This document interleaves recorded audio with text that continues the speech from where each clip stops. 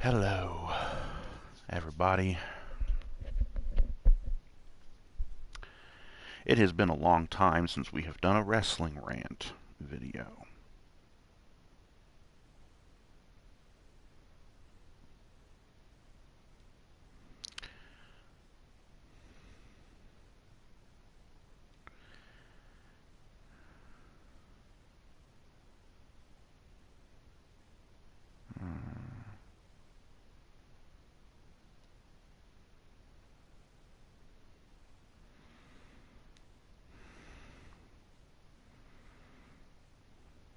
Uh,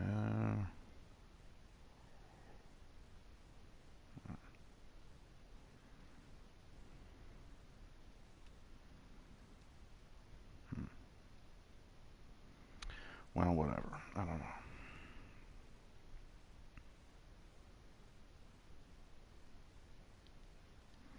Either way, we have the chat up on the phone like normal. So, like I said, it's been a while since we have done one of these Wrestling Rants. I'm playing WWE 2K23, the new game that was just released here within the past couple of weeks.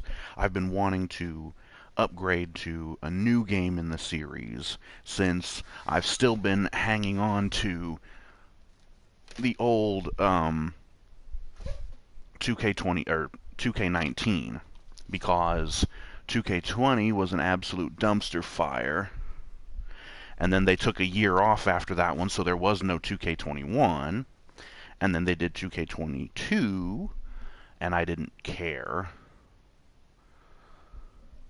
But for this year, I wanted to come back and get the game so I can at least do something or enjoy something.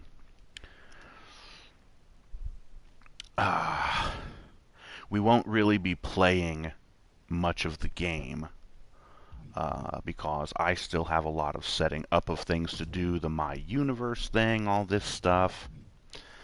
I've already... Okay. I already screwed up because... Let me just show you the calendar. I just started this universe mode, and it starts you at the beginning of May, the month of May. So the first pay-per-view on the calendar is Backlash.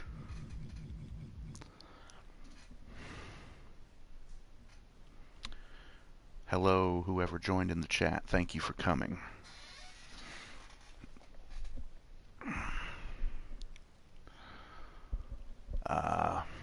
But right.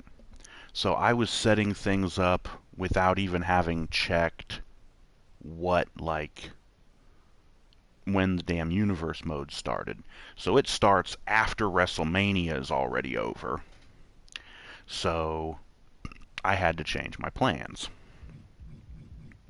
And that's fine because WrestleMania went down,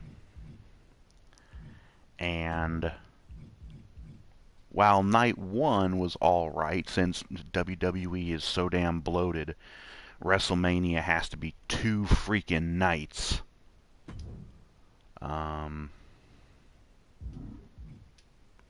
We're just going to go ahead and delete those because those ain't happening no more.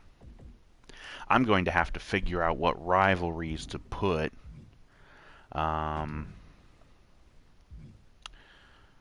I might as well delete them because they won't be showing up.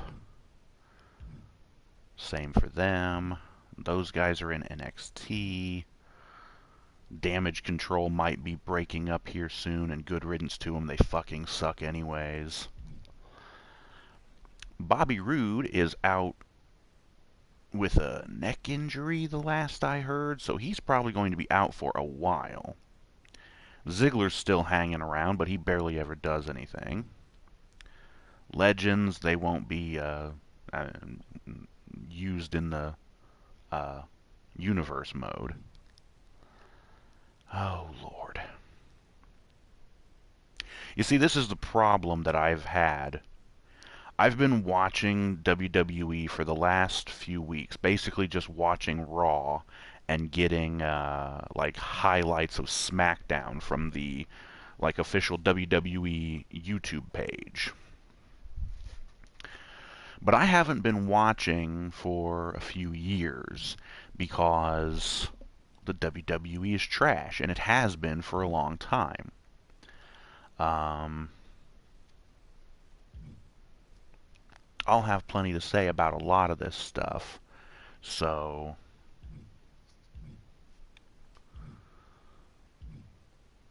yeah, that won't be needed because those guys ain't going to be showing up in my universe mode. Oh, that's the only way you can make that work. Yeah, for those who don't know, um, there's a horrible limitation in the universe mode that does not allow you to have the same person in both a tag team and a separate faction. So, like, for example, the New World Order, you can see Nash and Hall in the back, but they're in their NWO gear. And then here's the Outsiders, and they're in completely different gear. That's because these are actually different versions of the same people.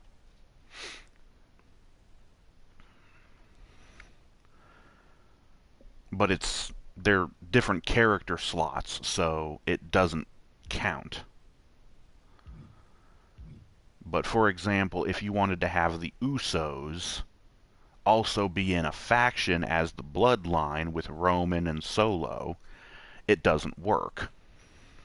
That's just in the universe mode, however.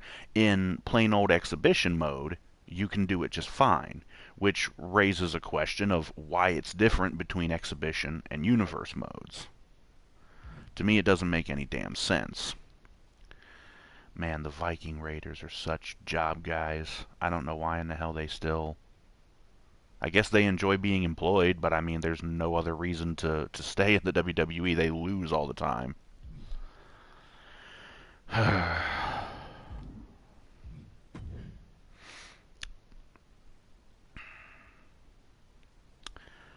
Not sure where AJ's been for a while. Jesus Christ.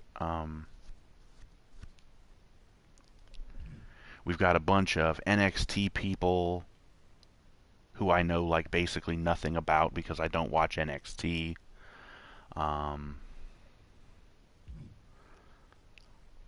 Alexa Bliss has been out for a while. Apparently she had skin cancer on her face? Too much time in the tanning bed from what I hear. Yeah, should have known better than to be in those tanning beds. This girl might want to look into that too because looks like she spends a little too much time in the tanning bed as well.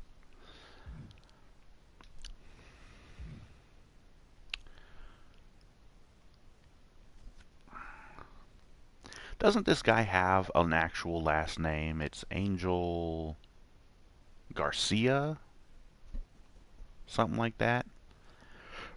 And he's teamed up with, oh yes, Humberto Carrillo as Los Lotharios. Why they couldn't just give this dude his full name, because that screws me over. My created girl that I'm going to have is also named just Angel. And I'm either going to have to give her a last name or just change her name entirely. The Street Profits. Paulo Cruz, yeah, he went back to NXT for some reason. Asuka got fucked over at WrestleMania. This fucking chode. First of all, kid, I'm going to tell you one thing. Your finishing move sucks. And we might as well go ahead and get rid of that rivalry because it's pretty much over. Don't know about that. He shouldn't be allied with the Alpha Academy. I would say mixed, but no, they just boo him or they just don't react to him at all.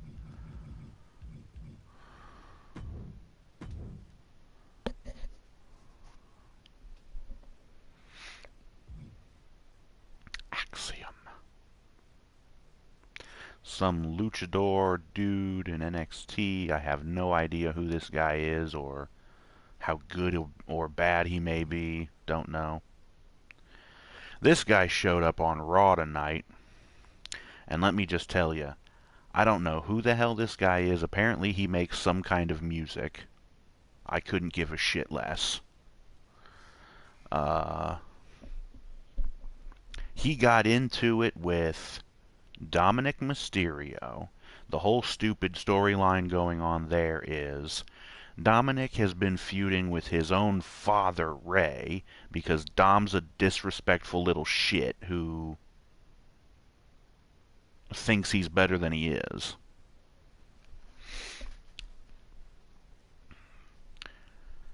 And after he lost to his daddy at WrestleMania, he thinks he's going to come back tonight on Raw and fuck with his dad. Ray apparently has some kind of friendship or respect or whatever for this Bad Bunny guy.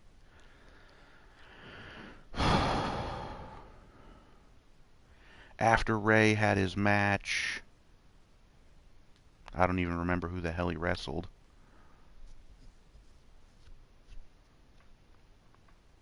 Oh no. Ray wrestled Austin Theory. Because Ray was cutting a promo thanking everybody for all this stuff. I really wish I had taken notes on Raw so I could remember everything, how it happened, and in order and everything else, but it would have just been a waste of paper because we won't be watching Raw anymore. I can tell you that much.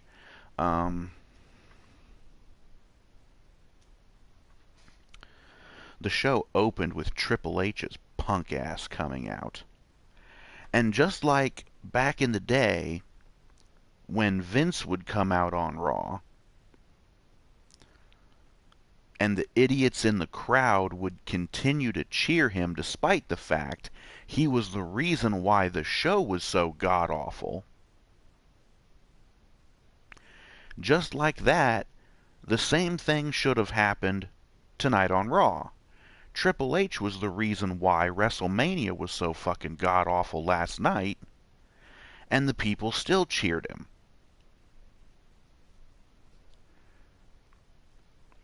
I guess these people are either too dumb to care, or they just don't really care what happens on the show as long as they have a show to go to. Because I feel like since this whole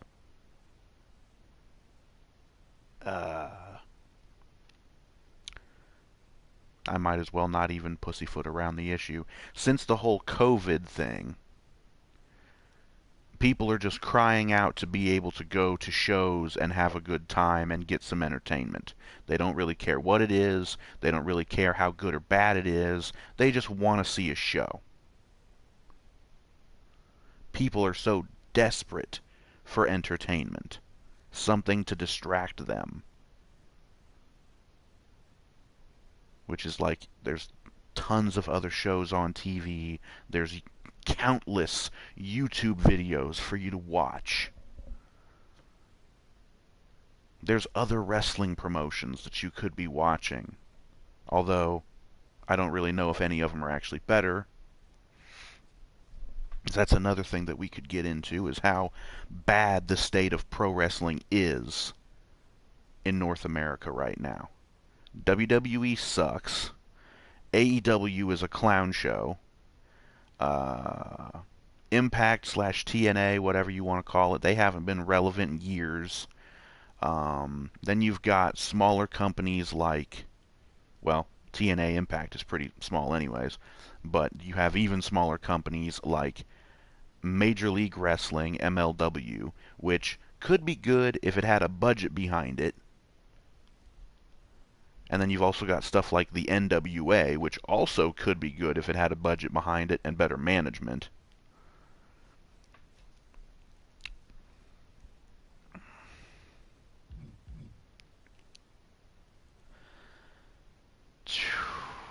Anyways, Triple H came out, ran his mouth, thanked the fans, thanked everybody for everything, and blah blah blah, kissing a whole lot of ass, and said that this is the WWE and we aren't going anywhere. As if anybody thought that they were. They've got so much fucking money behind them. Of course you're not going anywhere. Especially not after getting bought out, which is another piece of little news for you. If you haven't heard about this, the WWE has now been bought. They've been looking to sell the company for a while, apparently. But they've been bought by Endeavor, I think is the name of the company. It's the parent company that owns the UFC as well. So now we have the WWE, the biggest name in wrestling, and the Ultimate Fighting Championship, the biggest name in MMA. We've got both of those companies now under one parent company. So that's gonna probably get weird. But anyways, Triple H talked a bunch, thanked a bunch of people, kissed a lot of ass, and said that the WWE isn't going anywhere. And then he said there's one more person that he needs to acknowledge, which immediately brought boos from the crowd, because as soon as he said the word acknowledge, everybody knows who that means. It's fucking Roman. Because that's been Roman's kick for the past couple of years. Because he's a big fan of beating this dead horse into the ground.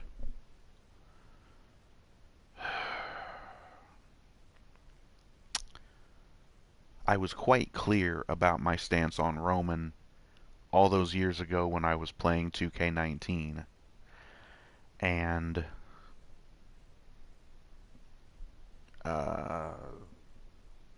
my stance hasn't changed. Roman still sucks. He sucks on the mic, he sucks in the ring, he's lame as hell, his character sucks. He's a heel who can't win a match on his own. So he built a group around him to be his freaking bodyguards. He's Triple H in the modern day. That's basically all it is. And it's lousy. I hated watching Triple H back in the day. Why the hell would I enjoy watching Roman Reigns now?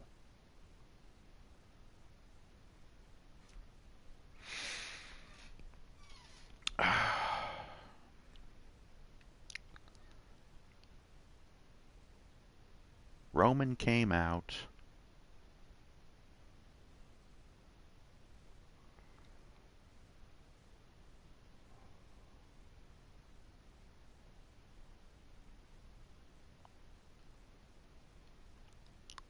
And I don't know if he even really got to say much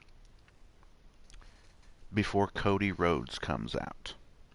Cody, of course, was his opponent last night at Mania. And they had spent probably something like 3 months building up to this match at WrestleMania ever since the Royal Rumble happened. Cody won the Royal Rumble.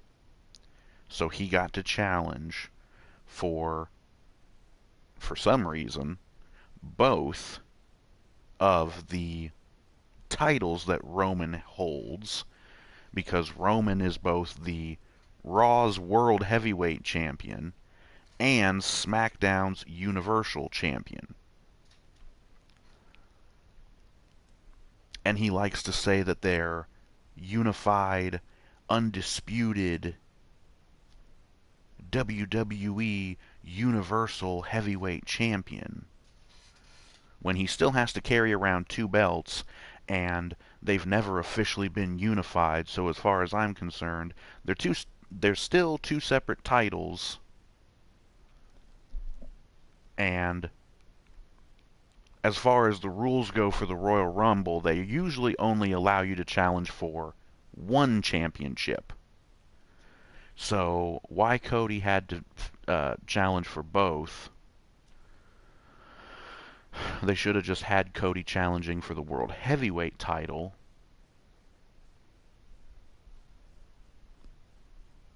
Bad booking. Just bad, bad booking.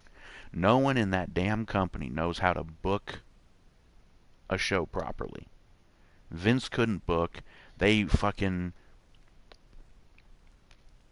We'll go over this very briefly because, like I said, I've been away from the WWE for a while. I'm sure any wrestling fans who have actually been paying attention this whole time, you guys already know this.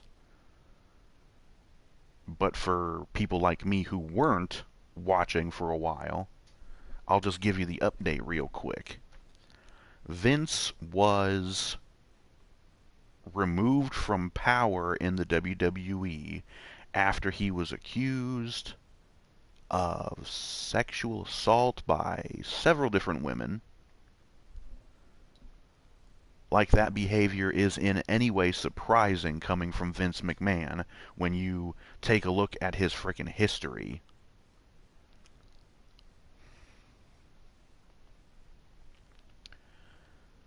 And yes, by the way, there's no music playing in the background of the game because of copyright reasons, and the game also has a nice convenient little switch that you can toggle that turns off any copyrighted music, which is all of it. So, sadly, there's not going to be any music in the background. Probably for the best, though. So yeah, Vince gets removed from power after being accused of sexual assault by several women. He's gone from the company. Triple H takes control of the creative department of the company, meaning that he's the booker, the writer, head writer, all that shit. And to everyone's surprise, except for mine, because I knew this shit wasn't gonna fucking work anyways, things didn't really get much better with Triple H running the show. I was not surprised at all, because I've known all along that Triple H is just a piece of crap.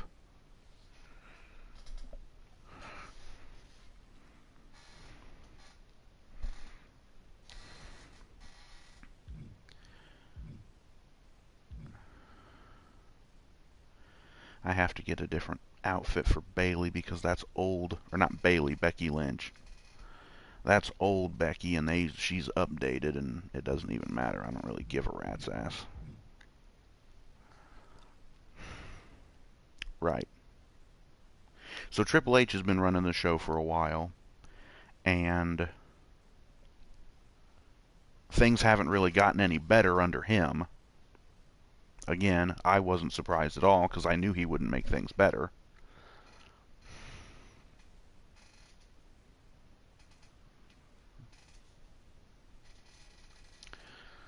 And now it seems like after the sale of the company to this Endeavor company or whatever it seems like Vince may now be back in charge. Because just how bad Raw was tonight and all the stupid shit that went down.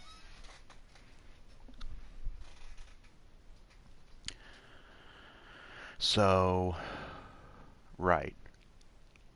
Triple H had come out, cut his promo, introduced Roman come out, and then Cody come out, and Cody says he wants a rematch, because just like everybody else who has faced Roman over the last 3 years, he got screwed over at WrestleMania. Or in, whatever match that they happen to have, as far as the other people go. Jesus Christ. In 3 years that Roman has been holding both of these belts, he has not lost a damn match, but he has also not won a match without having someone help him win. Whether it was the Usos, whether it was Solo Sikoa, whether it was Sami Zayn helping him for a while, the guy just cannot win on his own. He's worthless.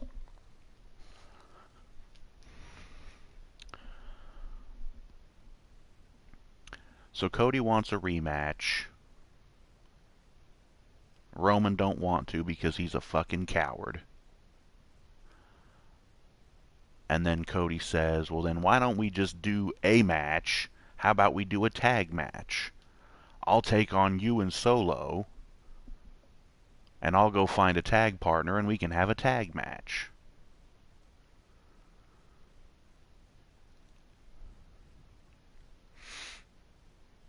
And Roman didn't say anything. Paul Heyman wanted to say something, since he's the brains of this damn operation, basically. He thinks for a second and he says, I'll tell you what, Cody, if you can find yourself a tag team partner, you can have your match with Roman and Solo under a couple of conditions. I don't remember what the first condition was, but the second condition was, if you lose the match, you and your partner can't have any title matches against Roman. You don't get any title matches until Roman is no longer champion.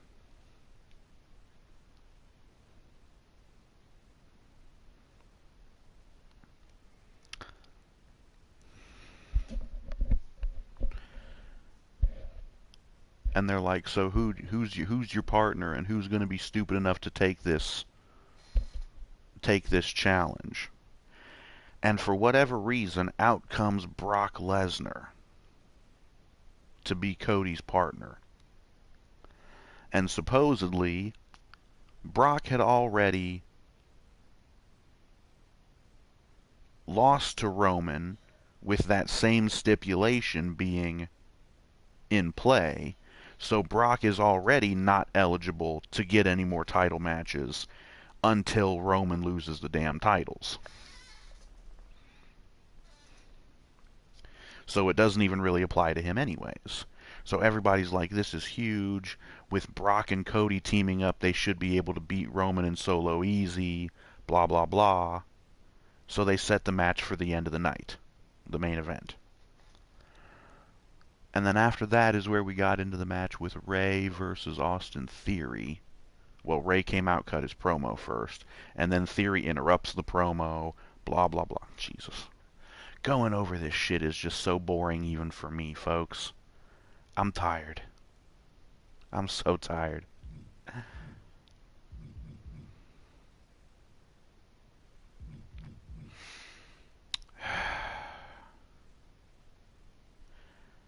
Theory won the match against Ray, and Dominic and Damian Priest came out and jump Ray immediately as soon as the match is over. And they're beating him down.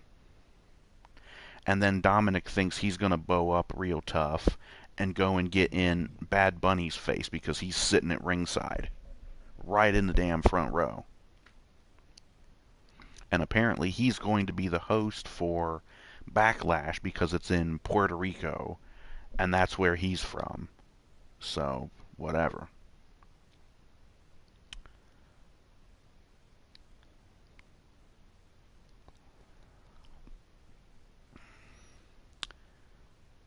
Bad Bunny decked Dominic once or twice, only to get clobbered by Priest. And then Priest and Dominic together, or no, it was just Priest. Priest grabs Bad Bunny and choke slams him through the announcer table. So they're all concerned because we've got this celebrity guy who's possibly been injured at the hands of Damian Priest and all this other dumb shit.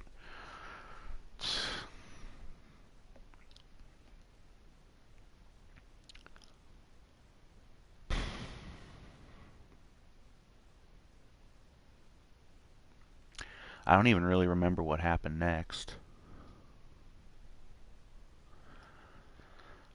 Or no, wait, yeah, I do. Uh, Sami Zayn and Kevin Owens come out. The new undisputed Raw and SmackDown Tag Team Champions. They main evented night one of WrestleMania and beat the Usos to end their frickin' long ass title reign. And thank God that could have come a lot quicker, but whatever.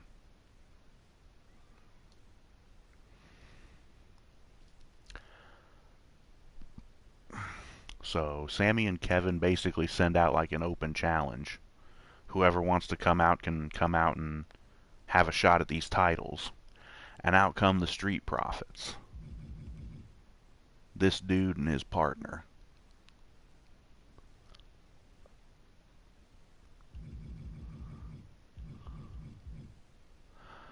Got a pretty decent match between the two teams.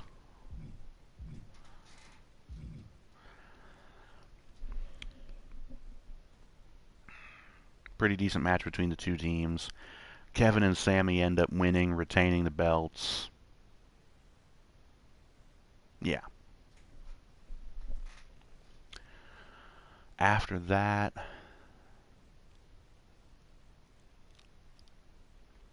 I think is where they had another tag team match, but for the women.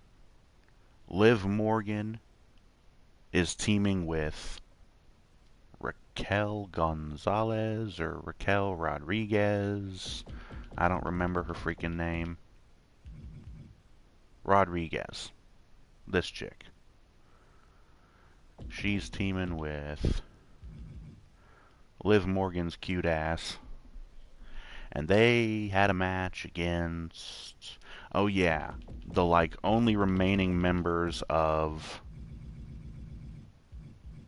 Bailey's little group, Damage Control, which is Dakota Kai and Io Sky, who are no longer the tag team champions.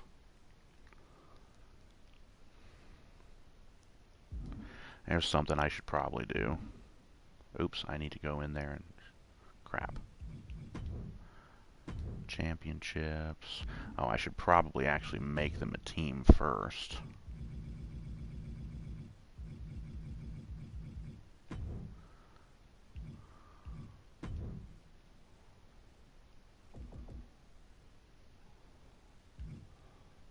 I'm going to have to get a different outfit for Becky. Becky.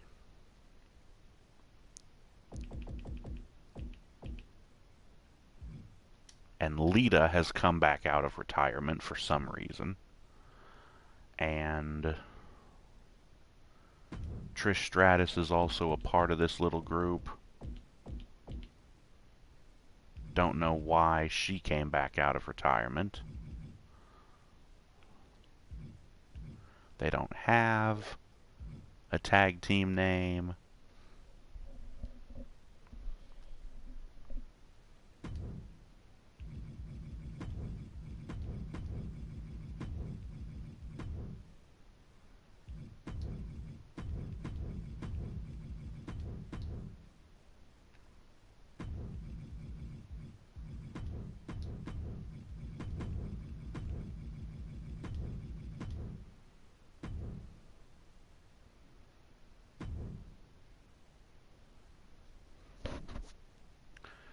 Yeah.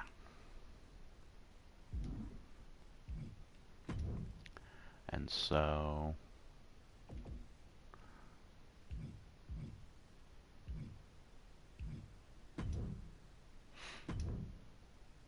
yeah, Becky and Lita. Oh, I must have downloaded that, because that belt doesn't actually exist. Although neither does this one, but it was already in the game too. Can anybody actually answer this for me? When the hell did that happen in WCW? I'm sure they had a women's title in WCW maybe way back in the early 90s, but I don't remember it looking exactly like the WWF women's title or the WWE women's title that was around from 98 until 2010, because the belt looks almost exactly the same. So seriously, I don't know when the hell that happened. I did not make that title. I didn't make it. I didn't download it. It was in the game when I got the game. Although I may have had to unlock it. Yeah. It doesn't matter.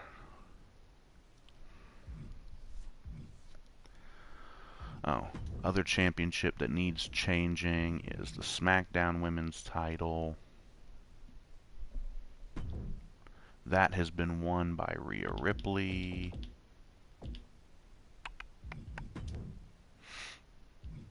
Unfortunately, Bianca Belair is still champion despite the fact that Asuka should have won it. I think Roxanne Perez had to vacate the NXT Women's title, and from what I saw, apparently there was the Stand and Deliver pay-per-view from NXT that happened Friday or Saturday night before the first night of WrestleMania happened. And I guess there was a ladder match, and the NXT Women's Championship was won by... Where'd she go? Indy Hartwell. I don't know about the NXT Women's Tag Team titles. I don't give a shit.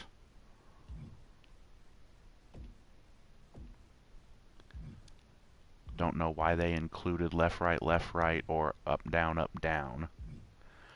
Braun Breaker is no longer the NXT champion. That belt belongs to Carmelo Hayes, I think is the guy's name. Why did I go the wrong damn way? Carmelo Hayes. Everybody figured it was a lock that Braun Breaker was going to debut on Raw tonight. Since he just lost the NXT title, it made no sense to not debut him. But it didn't happen.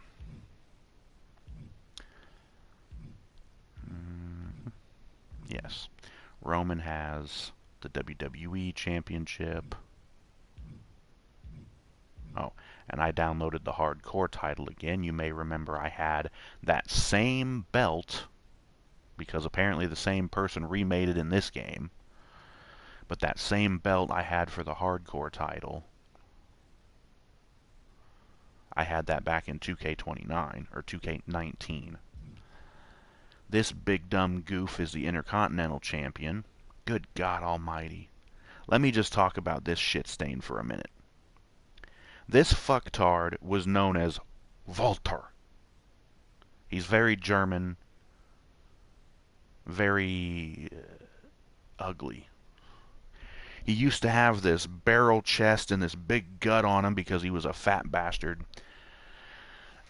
And on the indie scene before he came to the WWE, he would basically just have these squash matches against these like guys who were half his fucking size, these little cruiserweight dudes. And he would just chop the piss out of them and beat the fuck out of them, and then he'd beat them. But they were basically squash matches because these guys were half his size and they stood no chance whatsoever. So why the fuck did anyone care about this fucker? And then he comes to the WWE, and he's in NXT, and he gets this other group of goons around him, this Imperium, and they decided to idiotically change his name to Gunther, which is an even worse goddamn name. And he's just ugly as shit, and he's got no charisma, and he's a big dumb boring hoss, just like all the other big dumb boring hosses in the WWE right now.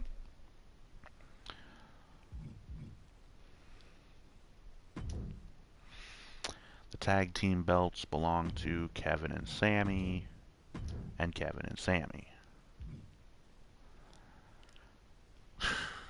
Austin Theory had a match at WrestleMania Night 1 where he went against John motherfucking Cena, who returned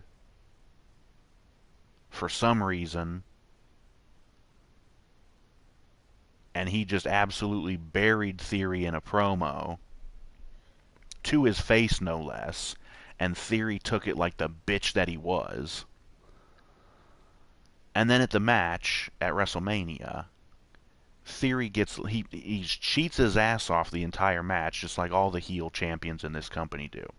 He was biting Cena in the face, biting his nose and whatever, and then the ref took a bump. Cena had Theory in the STF, and Theory even tapped out like the bitch that he is. But the ref was down, so he didn't see it. Cena breaks the hold, tries to wake up the ref, turns around and gets shot in the nuts, low blow shot in the nuts from Theory, and then Theory picks Cena up and hits him with his finishing move. Let me just talk about this. Theory, your finishing move sucks. Okay, kid? I'm going to tell you right now, you need a new finishing move. He calls this piece of shit the A-Town Down because he's from Austin, Texas. Apparently, that's where he gets his fucking name. So it's called A-Town Down. I'll tell you what it is. I could show you in the damn game, but it'd probably take me too damn long to find it. He gets him up fireman's carry position, swings him around like he's going to give him a TKO, and then lands him face first on his knee. So it's like a TKO face buster, jaw jacker, face buster, whatever the hell you want to call it. It's weak, and it sucks, and it's not worthy of being a finishing move. Apparently, when this guy was on the Indies, he had a much better finishing move. I can't remember what it looked like, but I know I've seen it before, but I just don't give a shit. Oh yeah, the Raw Universal Championship, and then the Blue Universal Championship.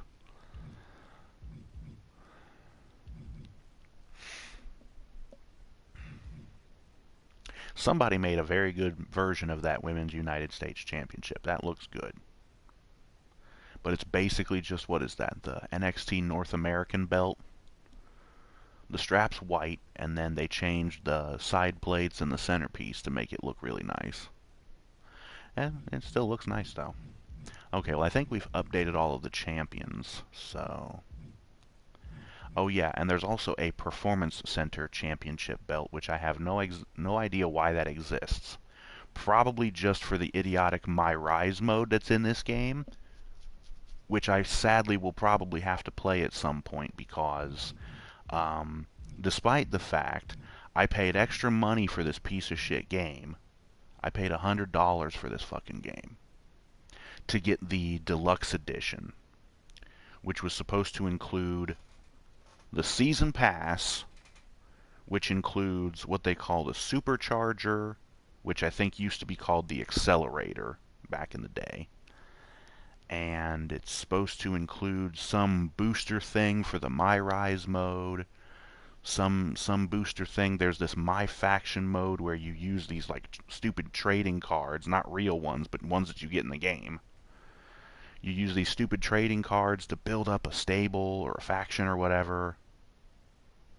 Stupid shit. Anyways.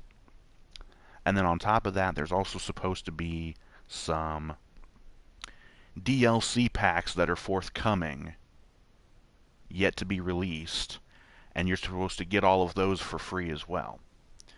Well, there's already a DLC character pack that was not included, and it sees, I don't remember what the hell they called it, the Ruthless Aggression pack or some shit. It includes Randy Orton, John Cena, Brock Lesnar, and Batista. Old versions of them, basically back when they were in like Ohio Valley Wrestling, way back in the day before they got called up to the main roster. I don't know if that was not part of the deal with the deluxe edition, but I didn't get it. Don't really care either because it's just 4 old versions of these motherfuckers who I don't really give much of a shit about.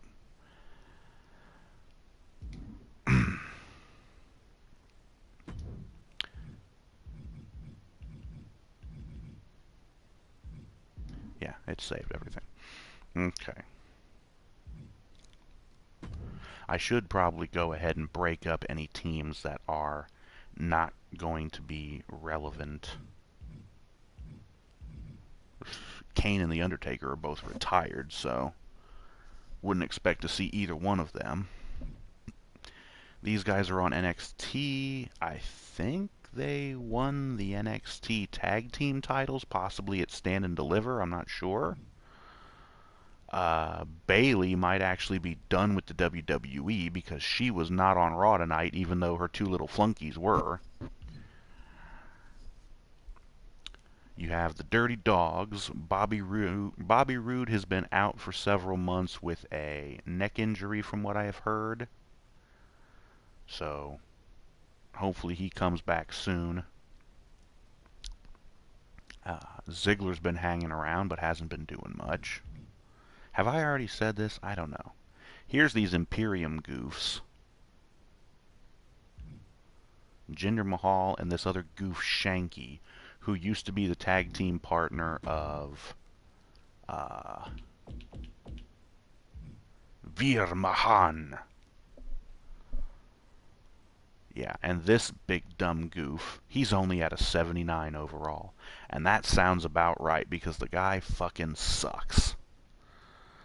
Big dumb hoss who's got no charisma and does nothing but squash matches. Like, they just can't seem to do anything else with these guys that they're trying to build up. I don't know what in the hell they're thinking with this shit.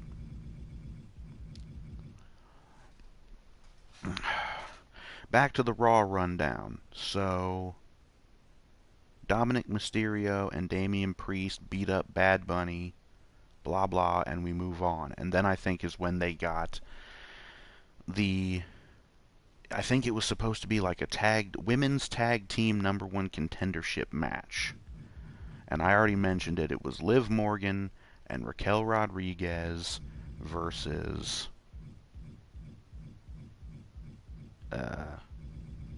Io Sky and Dakota Kai. And Liv and Raquel ended up picking up the win because Damage Control has been just losing for weeks. Ever since they lost the damn belts, the tag belts, to Becky and Lita. Big E has also been out for several months with a neck injury. Hopefully he gets better and comes back soon.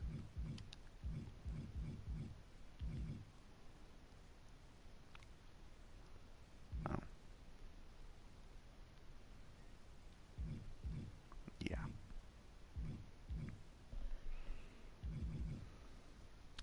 So they had the women's tag team #1 contendership match.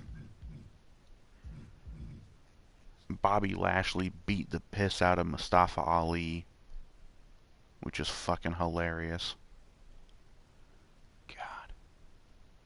Speaking of Mustafa Ali, I don't know if he's seen this, but I'd love to see the look on his face when he finds out. This scrawny little shit is ranked at a 75. He is one of the lowest rated people in the game. Mr. McMahon is rated higher. Okay? Maurice is rated higher. This Mansoor dude is the same. Madcap Moss is higher. This Mace dude is lower only by 1 point. Logan fucking Paul is in the damn game. And he was at WrestleMania. He had a match versus Seth Rollins. I think that was on night 2? Doesn't matter. Paul got beat, thank God, because he fucking sucks. LA Knight was nowhere to be found on WrestleMania, which is a damn shame because he's actually great.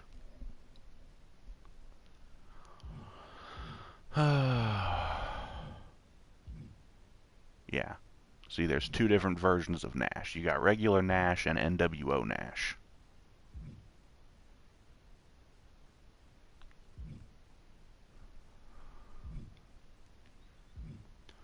Karrion Kross. Let me give you a quick rundown with Karrion Kross here. This dude started in, well, I mean, he was on the indies for a while before he came to the WWE. Killer Kross was the guy's name before he came to the WWE. But of course, we can't call him Killer Kross, no, because that's too anti-PG in that. So we turn it to Karrion Kross. Okay, fine. He's in NXT, and he just goes through a damn tear, blowing through everybody in NXT. And rightfully so. The dude's good. He's jacked, he's ripped, he's a good wrestler, and he just ragdolls people.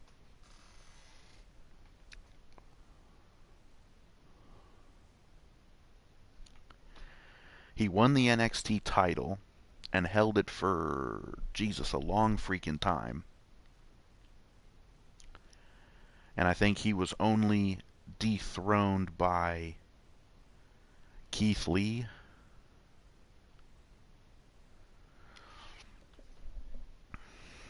Only for Keith Lee to get called up to the main roster. They started calling him Keith Bearcat Lee. The creative sucked. He asked for his release, got it, and went to AEW.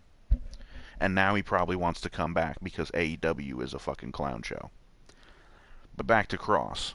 Kross gets called up to the main roster. They take away his manager, the ridiculously attractive Scarlett, who's like one of the biggest parts of his character.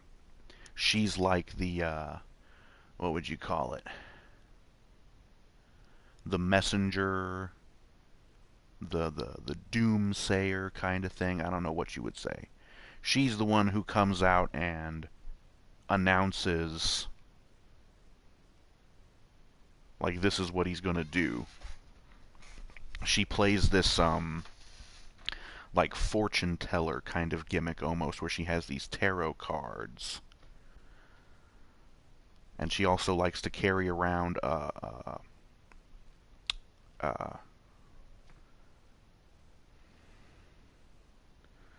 do they call those damn things? A glass, an hourglass, filled with sand, of course. TikTok is the big little catchphrase. Yeah, so anyways, they take Scarlett away from him. They have him debut on the main roster. They give him this stupid gimp outfit, basically, where he's wearing this stupid dorky-looking helmet. And then he loses to Jeff fucking Hardy in like 2 or 3 minutes. And they completely made him look like a dork. And this was under Vince running the company. And then shortly after that, they fired him. He didn't ask for his release, I don't think. They just fired him. He goes on the indies for a little bit. And then Triple H took control of the creative. This is after Vince was basically ousted.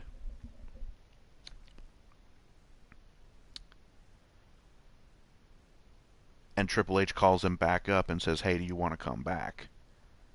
And he's like, yeah, sure. So Kross comes back, and the first thing they did with him after he came back was put him in a feud with Drew McIntyre. Drew McIntyre was in the middle of a feud against Roman Reigns, trying to get the undisputed belts off of him. And Kross basically screwed him over.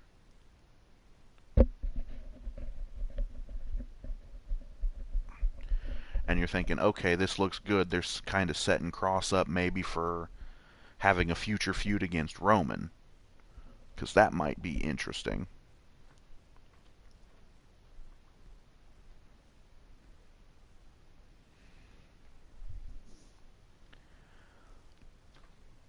Well, uh,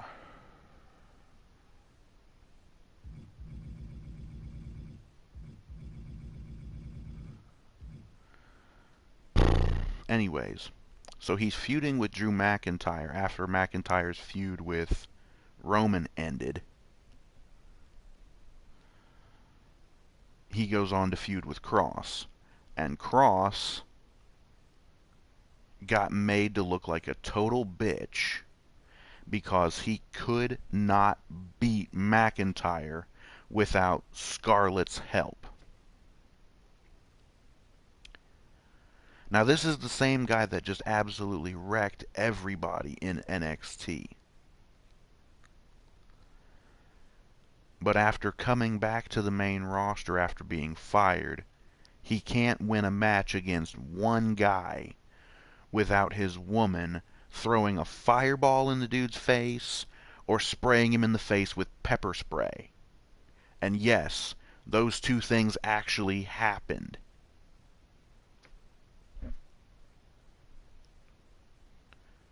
And I think they botched the damn fireball anyways because I don't think it went off right. They never seem to be able to get that whole fireball thing right.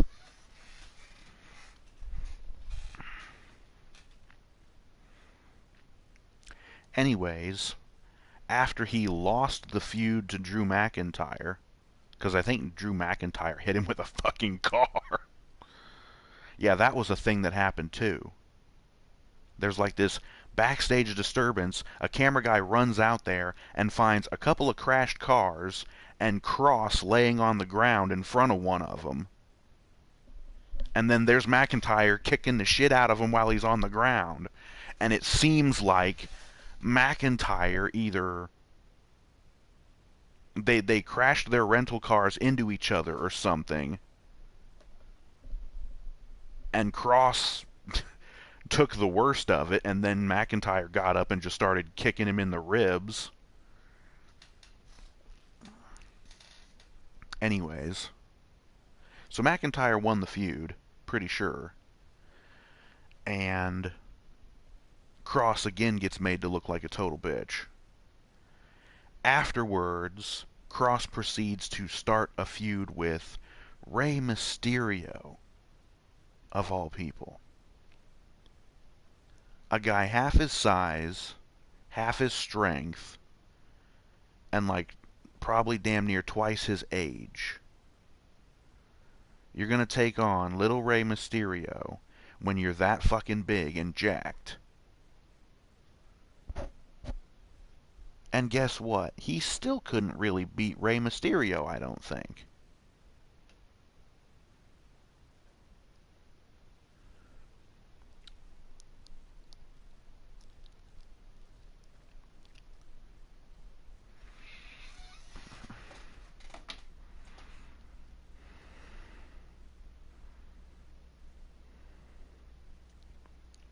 So,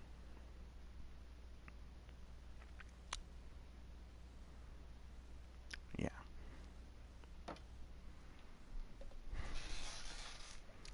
They made Cross look like complete crap, and they had him in a feud where he was basically bullying a guy half his size.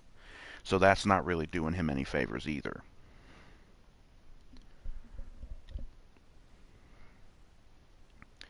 They really need to fix Cross because he could be a big-time main event player, and they've done nothing but dick him around since he came back after being fired.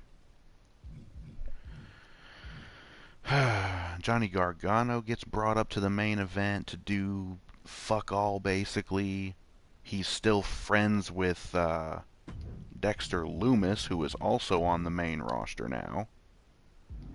And Dexter Lumis, oh boy, let me tell you about Dexter Lumis.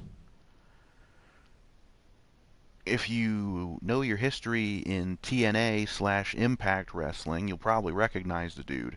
That guy used to be called Samuel Shaw back in TNA, and he played the same damn gimmick basically, where he was this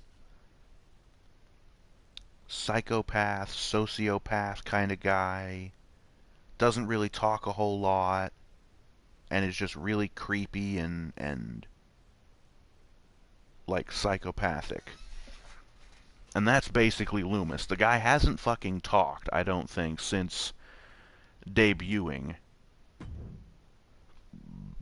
on the main roster anyways. I think he talked briefly in NXT. There's another stupid little gimmick.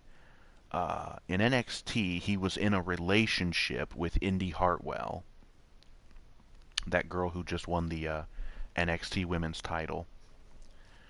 Indy was in a group with Johnny Gargano, his wife, Candice LeRae. Austin Theory was a part of it as well, back when he was still in NXT. And I think that may have been all of them, I'm not sure. But the group was collectively known as The Way. The way to what? Who knows? Theory was the first one to get to call up to the main roster, despite the fact that Gargano is so much more talented. And yet, since getting called up to the main roster, Gargano has gone nowhere. The fans don't seem to give a shit about him, despite the fact he's a great wrestler. And he can talk too. But, like, they just don't know what the hell to do with him. He's just been hanging around with Loomis, and Loomis debuted being a little stooge for The Miz, and then The Miz fucked him over, didn't pay him for what he was supposed to be paying him for. God, that was a whole stupid feud. And then that whole feud also brought back this other loser named Bronson Reed, who was in NXT, and then got fired. And then they brought him back under Triple H, and just immediately stuck him on the main roster, despite the fact he ain't ready for the main roster. Oh, we might as well take Cena back off of being on the show, because he was really only around for that one match with Austin Theory, and that's not happening, or it's done. Joaquin Wilde. It's either him, speaking of TNA, it's either him or the other guy. He's in a team. Cruz del Toro might be the guy's name. Yeah, I don't think it's him. And then there's this Santos Escobar guy. The three of them are a faction called Legado del Fantasma, and they've been this gimmick for a while now. They're on the main roster now, actually. Not sure which show. They're actually faces right now, because they turned face after, let's see, a few weeks ago, on SmackDown probably, Rey Mysterio had a match against Escobar. And after the match, there was this backstage segment, which I don't even think got shown on SmackDown. It was one of those, like, WWE Network exclusives or whatever. But it was just like this little showing of respect between Rey and Santos. Since they're both, like, luchadors, basically. They have this show of respect where they both give each other one of their masks. And that, like, basically created some sort of a bond or friendship between Rey and Santos.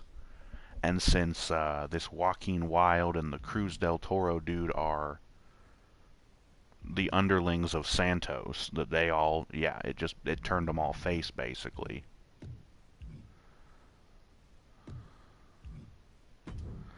I don't know if they're on Raw or SmackDown. Probably SmackDown. But they ain't on NXT no more.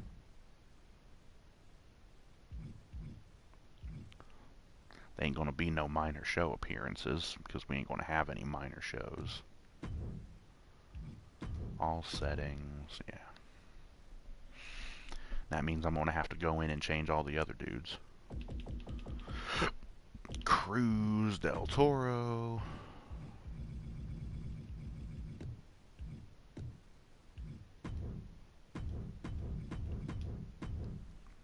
Although it doesn't really seem to matter much what show they're on anyways. The brand split is basically dead in the WWE right now.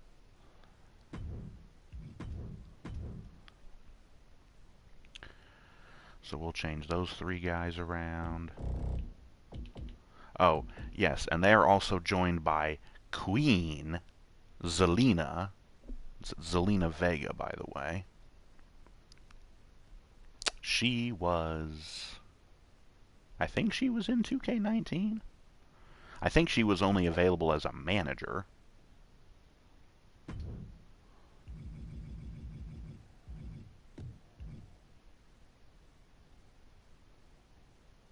And I'm not even sure if she's even really with the rest of them anymore, but I really need to look on my phone on WWE.com.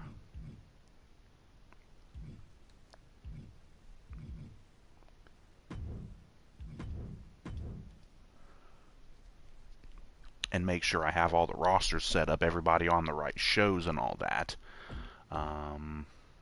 Santos Escobar.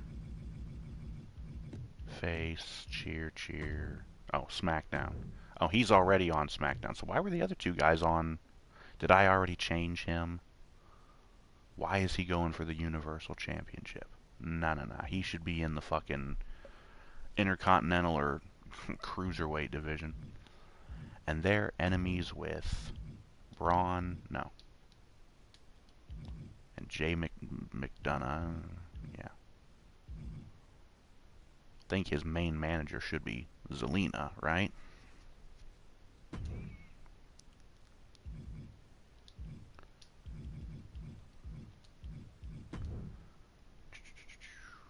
Oh yeah, you can also pick just managers, and they have Adam Pearce, who is not a manager, he's an authority figure. Bobby Heenan. There's a second version of Mr. McMahon that's just a manager. Paul Heyman. Triple H, who is also not a manager but an authority figure. Stephanie McMahon. I guess she can be a manager. And of course, Scarlett. Oh yeah, Bad Bunny was part of some pre-order content that was also included with the deluxe version, so... oh yeah, Queenie Zelina... Yeah, her.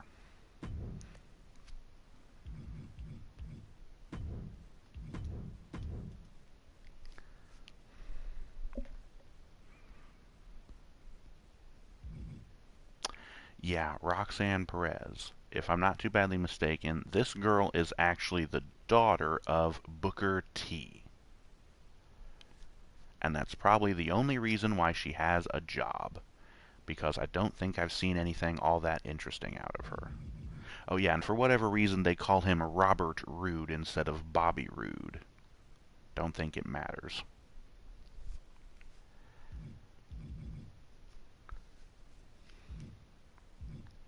Rick Boogs. This dude. I actually like this dude, and I'm going to tell you why.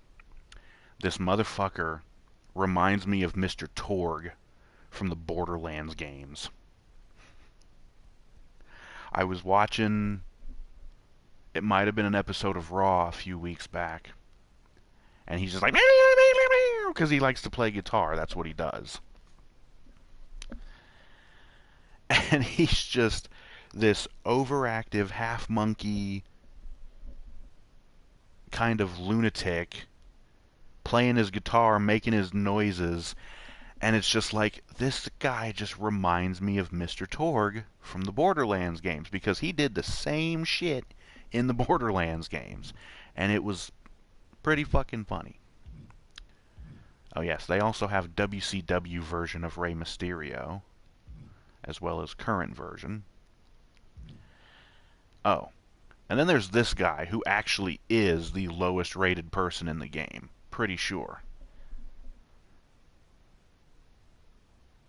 I don't even know if this guy is employed by the WWE anymore. As I recall, because I was basically just watching like highlights and crap on YouTube, not even watching highlights, but like watching the different like pro wrestling channels that cover this crap on YouTube. Cultaholic and What Culture Wrestling and what's the other one? Wrestle Talk. I basically just watch their videos and just get the highlights of what's happening in the news, whatever the hell. So this guy Reggie was a part of the 24/7 title division. This stupid ugly belt right here, which was a poor excuse for the hardcore title. So why they didn't just... Where the hell did it go? Yeah. Just get this version of the hardcore title and bring it back.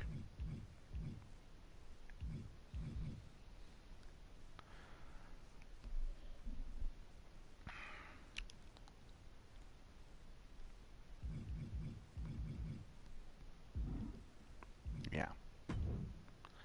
So, yeah. So he was involved in the 24/7 title division.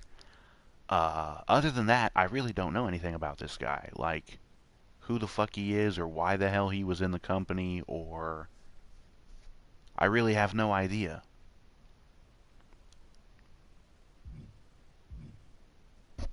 Raquel Rodriguez, like I said, she's teaming with Liv Morgan.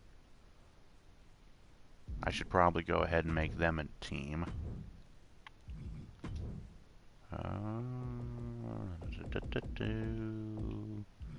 Cutie Pie Liv and Raquel.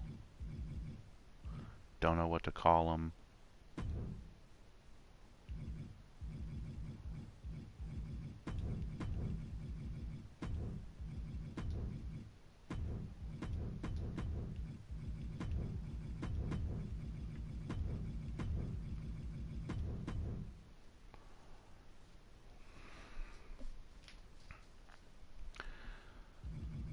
And their faces. Yeah. They're apparently going to get a shot at the tag team belts. Hopefully they win, because that would be great, because Becky and Lita should not be holding them. Lita should not be wrestling. Oh, Lord. Yes. Oh, I went to say something, and I completely forgot.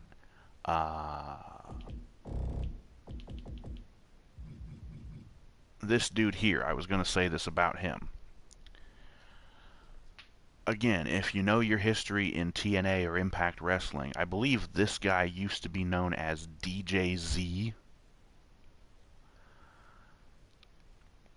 He was in TNA for a while, and he had a infamous match with... I can't remember the name of the dude.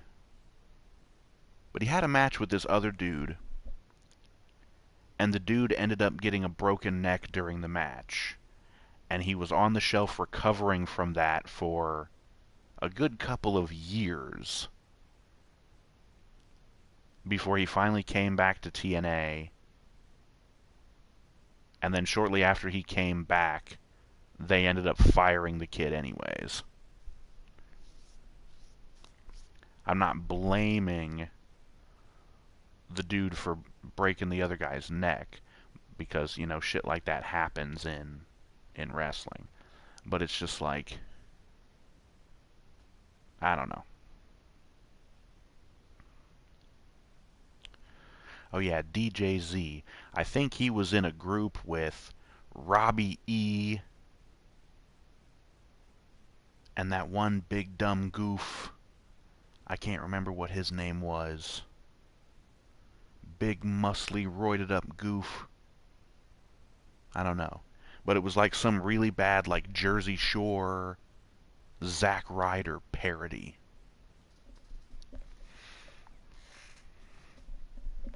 And speaking of Zack Ryder, he may actually be coming back to the WWE soon. And his girlfriend or wife, I don't know if they're actually married or not, but She's already in the damn company. Her name is Chelsea Green, and she's annoying as shit. She's not in the game, though, thank fucking God. Let's just keep going through the roster. Oh, God. Jinder Mahal still somehow has a fucking job. I think he might be in NXT. I'm not sure. Maybe he is on SmackDown. I don't really care. You got the Usos, of course. This J.D. McDonough. I have no idea who this guy is. I think he was from NXT UK before that got closed down, and he just came to regular NXT. JC Jane was 1/3 of a faction known as Toxic Attraction in NXT, which also featured this other little bitch, Gigi Dolan, and the leader of the group, who was Mandy Rose, who you may remember from a couple years ago, and again, I think she was in 2K19. Mandy Rose gets fired from NXT, fired from the WWE, after it was found out that she had a fucking OnlyFans account, and she was making way more money on that than she was getting paid by the WWE, while she was NXT Women's Champion. Yeah, all this stuff came out while she was holding the damn title in NXT. So they had to real quick set up a feud and get it to fruition between her and I think it was that Roxanne Perez girl. Perez takes the title off of Rose, and then Rose immediately gets fired from the company. And rightfully so. You can't be slutting yourself out like that on an OnlyFans page when you're working for a quote-unquote family-friendly company like the WWE. Io Sky is half of Damage Control, or 1/3, whatever. Who the hell knows what's going on with Bayley? Like I said, she might be quitting the company. Who cares? Ivar's one half of the Viking Raiders. Indy Hartwell. Did I go over that whole thing? Indy Hartwell was a part of that The Way stable in NXT. And then she got into a relationship with Dexter Lumis, which ended up with the two of them getting married on an episode of NXT. Despite the fact he couldn't say anything. Really weird. Have no idea who this guy is. Another one of the, like, European dudes, like from NXT UK. They have the Hurricane in the game as a legend. Don't know why. But he has Mighty Molly as his manager.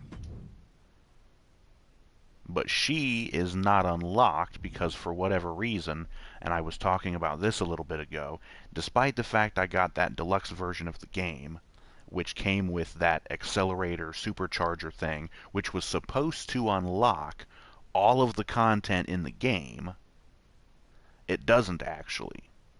Because they want you to go through this stupid goddamn My Rise mode.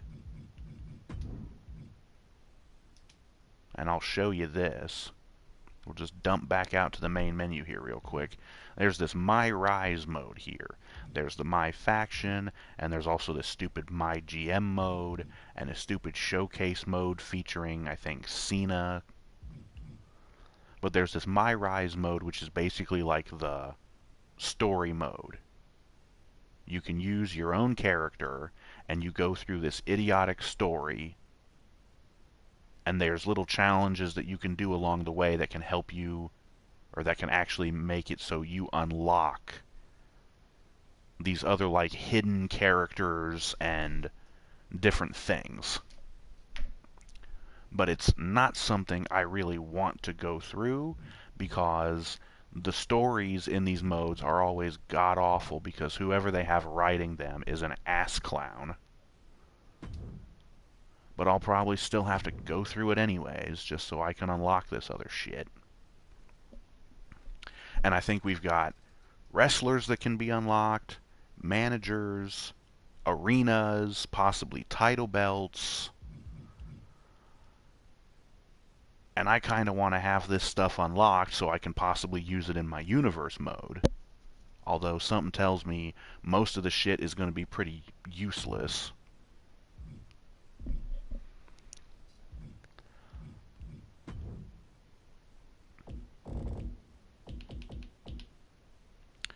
Yeah.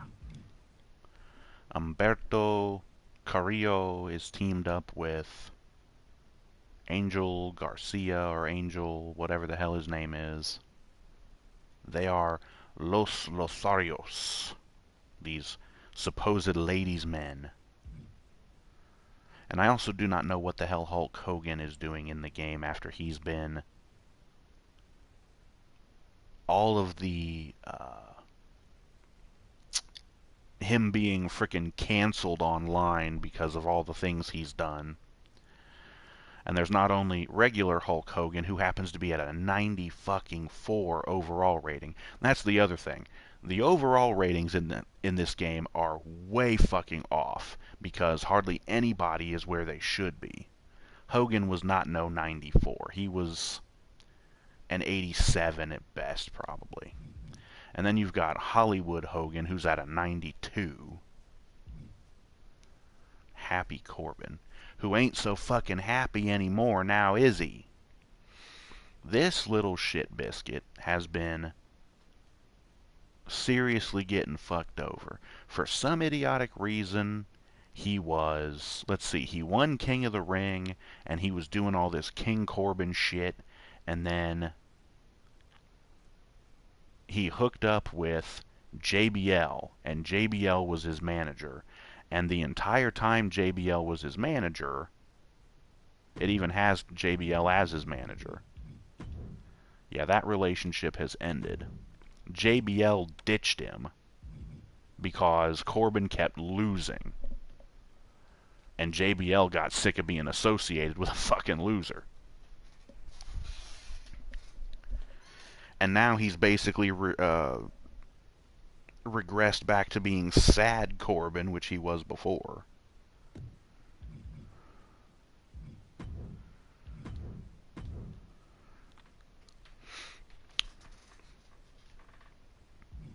There's Gunther. And there's this guy named Grayson Waller in NXT who was feuding with Johnny Gargano here recently because Johnny decided to go back to NXT for some reason. Don't know why. Goldberg is in as a legend. This Giovanni Vinci guy is one of the Imperium Chuds. Gigi Dolan is, like I said, was the other half of Toxic Attraction. Now this is more of a recent development. There was a segment on NXT hosted by Bayley. This stupid like talk show segment called Ding Dong Hello, where they have a door in the middle of the ring. Anyways, this whole segment was essentially a complete rehashing of the barbershop segment way back in the frickin' early 90s that happened between Shawn Michaels and Marty Jannetty when the Rockers broke up. It was a complete fucking rehash. The only difference was there was no window for anybody to get thrown through. But what happened was, I think it was this Gigi Dolan chick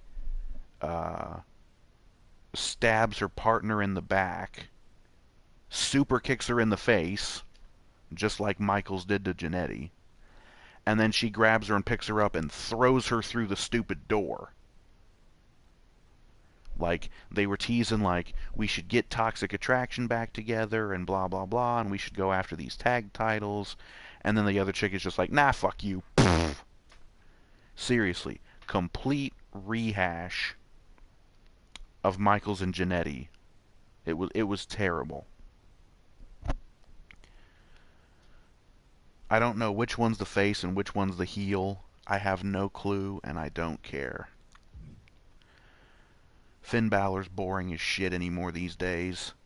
He's like supposed to be the leader of the Judgment Day. He gets his shit wrecked by Edge at WrestleMania. This happened on night 2 of WrestleMania. They had a Hell in a Cell match. These two have been feuding for months, Edge and Finn Balor, because Edge was the one who started the damn Judgment Day in the first place. And then they decided to bring Balor in, and as soon as Balor came in, him and Priest and Rhea Ripley completely stabbed Edge in the back and kicked Edge out of the fucking group. And Edge has been feuding with them ever since. And it's just been terrible the whole time, because this Judgment Day faction sucks.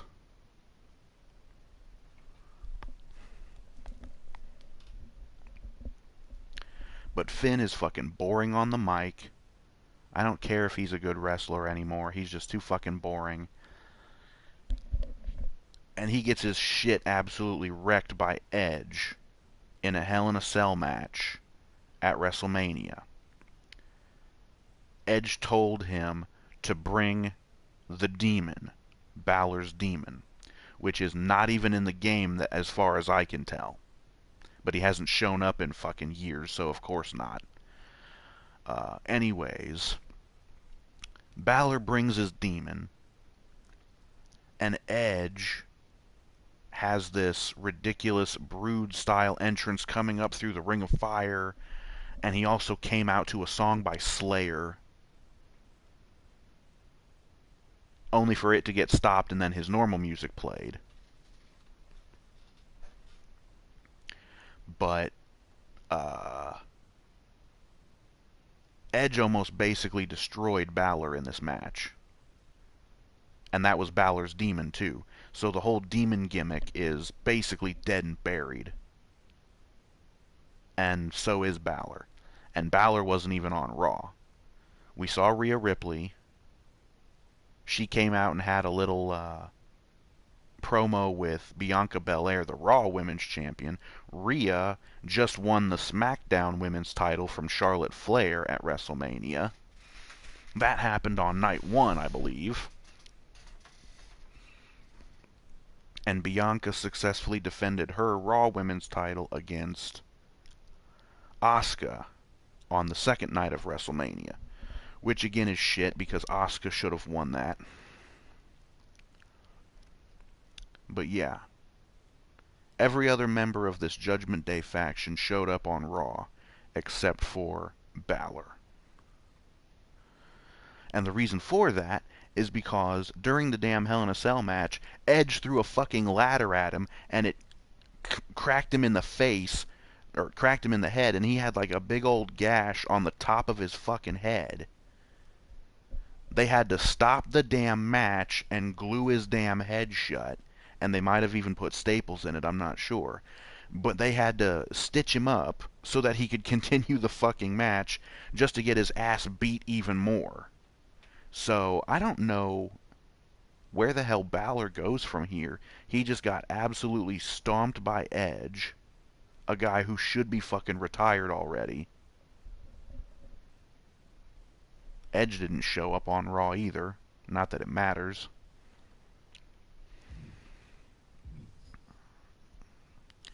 Eric's the other member of the Viking Raiders, of course. Why the fuck Eric Bischoff is in the game?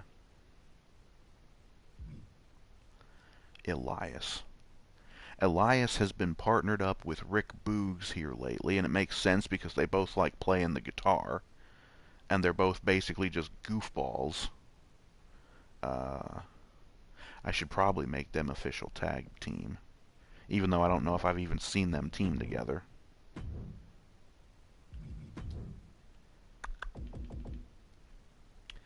Oh yeah, they have a newer version of Eddie Guerrero, and then a version from '97 back in WCW.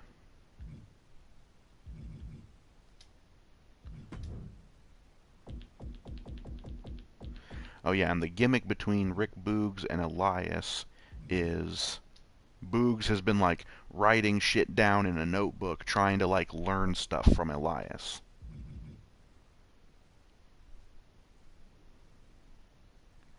Don't know what you would call these two either, so let's just go with Elias and Boogs.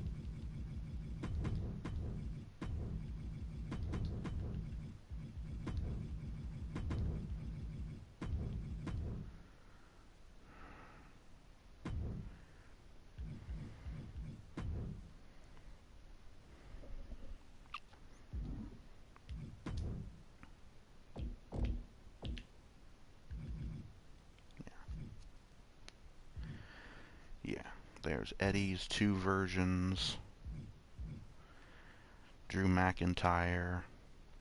Drew McIntyre just got done being in a triple threat match.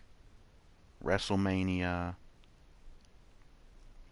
It was against Sheamus and Gunther over the Intercontinental title, which Gunther has.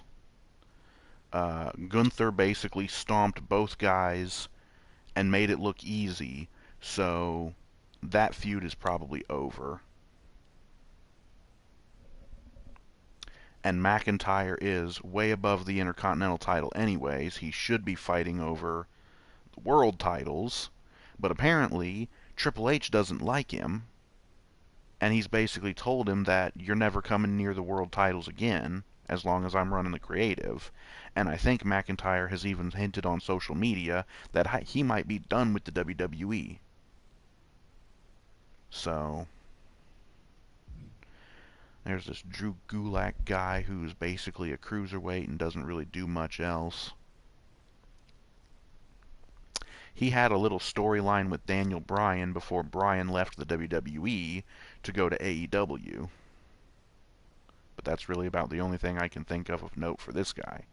Then you have Doudrop, who doesn't exist anymore. And what I mean by that is, she doesn't use that name. In NXT, she was known as Piper Niven. I think she's either Irish or Scottish. But she doesn't use the Doudrop name anymore, and she hasn't for several weeks, if not months. She was in a tag team with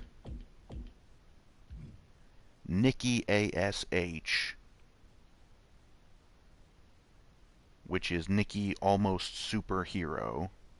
That's Nikki Cross, by the way. And she's ditched that gimmick as well. She's just Nikki Cross now. And again, it's been that way for several weeks, if not months, so I don't know why these two characters are still in the game, and they didn't just replace them with the normal Nikki Cross and Piper Niven characters. So, yeah, I have no idea what the hell they were thinking there. Dominic Shit Stereo. We're going to... I had to download... I don't think it really matters, but let's just go with one. I had to download some extra tires for him because they had, as you can see here, this is his old ring gear when he was teaming with his father, being a babyface. Now he's joined the Judgment Day, and he's a little prick heel. Perseverant my ass. He's a coward. Oh, where the hell is it? He is so cowardly. Cowardly. I'd say about 90 if my fucking thing would cooperate. There we go. He ain't loyal. He's friggin' treacherous.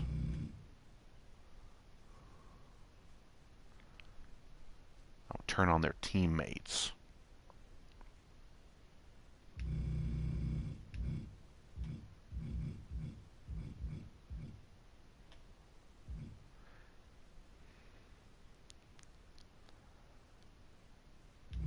Oh yeah, he's very desperate nowadays.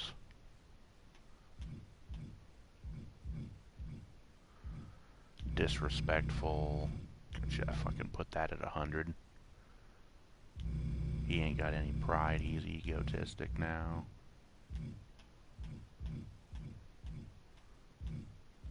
I love that you can actually change these things.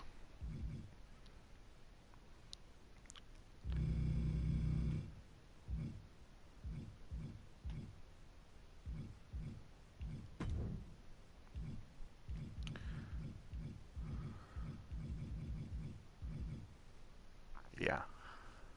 You still can't put opposite gender people as allies. So despite the fact that Rhea Ripley is in the Judgment Day, and she's also his, uh, the two are basically fucking each other, apparently, according to the damn storyline, because he's calling her mommy and all this other bullshit. Despite that, I can't have her as his biggest ally. Doesn't make any damn sense. Oh well, don't give a shit. Yeah.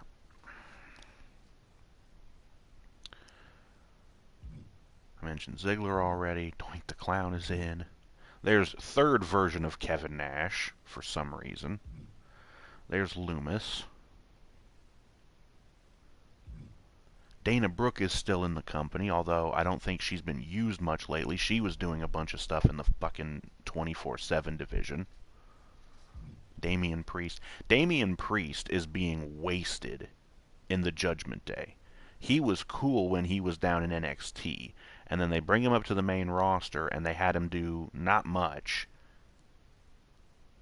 And then they teamed him with Edge to begin the Judgment Day, and then it all just went downhill for him.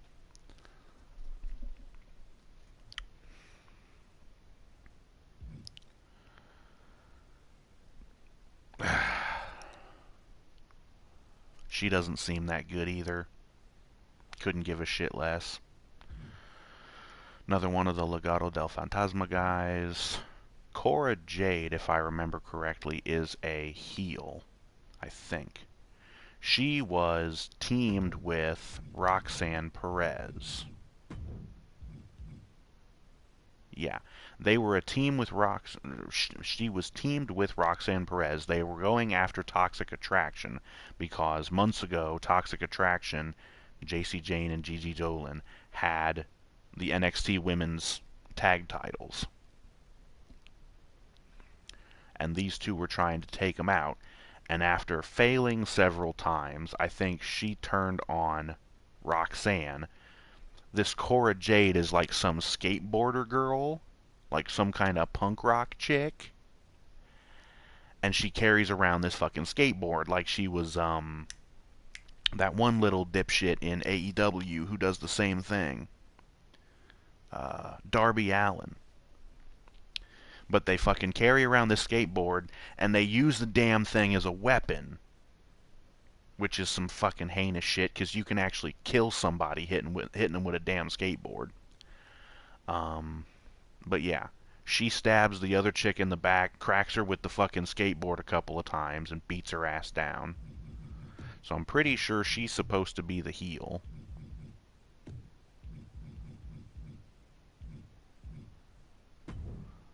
I'll have to check on that later, and we'll see. I don't really give much of a shit either way. This guy's a fucking nobody, big dumb hoss. He's actually lower rated than Mustafa Ali. I thought Ali was one of the lowest rated people in the game. You've got Cody Rhodes, who's at a 91. Chyna's in the game as a legend. Charlotte fucking Flair is at a 94. Chad Gable. Chad Gable is one of the best damn wrestlers they have, and they continue to do all this comedy bullshit with him. It's so fucking lame. And he's actually more of a face now. He's still teaming with Otis as the Alpha Academy. And storyline going with them right now is the Maximum Male models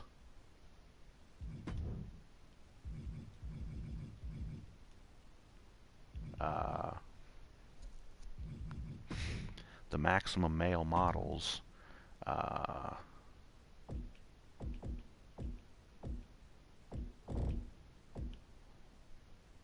Mace and this Mansoor. Where the fuck they go? This guy. These two little dumbasses. They're just like male models. They don't really do much of anything. They don't really wrestle. And they have this female manager who also doesn't seem to be in the fucking game. Her name is Maxine something, I don't know.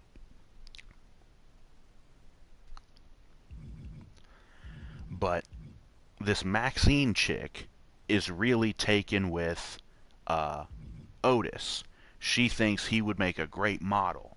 And so she's like, come on over here. We want to do a photo shoot, blah, blah, blah, and all this shit. And she's like trying to get him away from Chad Gable. It's some weird fucking shit. And it's going to end up culminating in a tag match between the two teams. Cedric Alexander is still basically in a tag team with Shelton Benjamin. They're still working on reforming the Hurt Business. Cedric and Benjamin, MVP is the manager, and Bobby Lashley. And for whatever reason, MVP is in the game, not as a manager, but as a playable wrestler, even though he don't fucking wrestle no more. And MVP spends most of his time managing this big dumb hoss called Omos. Or as I like to call him, Lemos. Lemos, by the way, just got done having his shit wrecked by Brock Lesnar at WrestleMania. I think that was night 1. This Carmelo Hayes dude just won the NXT title from Braun Breaker at Stand and Deliver.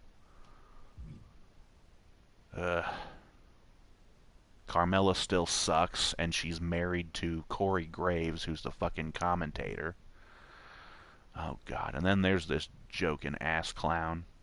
This guy started off as a redneck hillbilly dude, and then he, like, teamed up with the $1 Million Man Ted DiBiase, and he was carrying around the $1 Million Championship belt.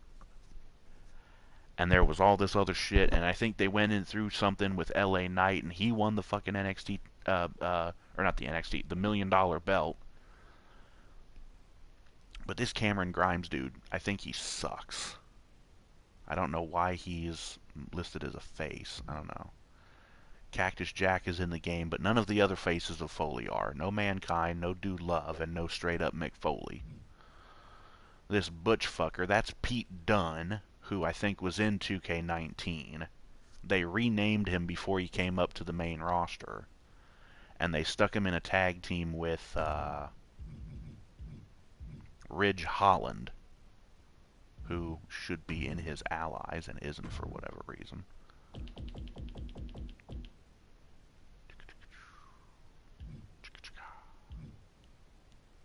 Ridge Holland. Oh yeah, and Sheamus is also friendly with that team. The two of them are known as the Brawling Brutes. Yeah, and supposedly he's going to be getting his old name back soon. Yeah, the Creed brothers, they have the NXT tag team titles, I guess. There's Braun Breaker. Braun Breaker, for those who don't know, is the son of Rick Steiner and the nephew of Scott Steiner.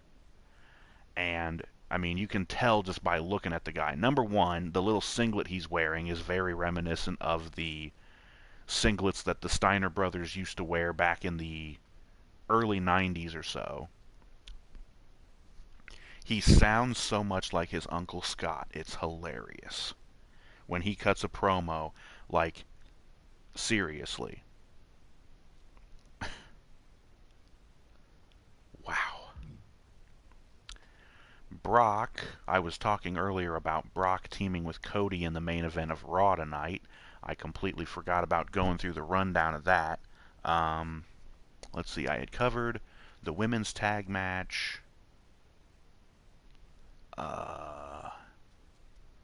There was a segment where The Miz came out and started talking, only to be interrupted by the returning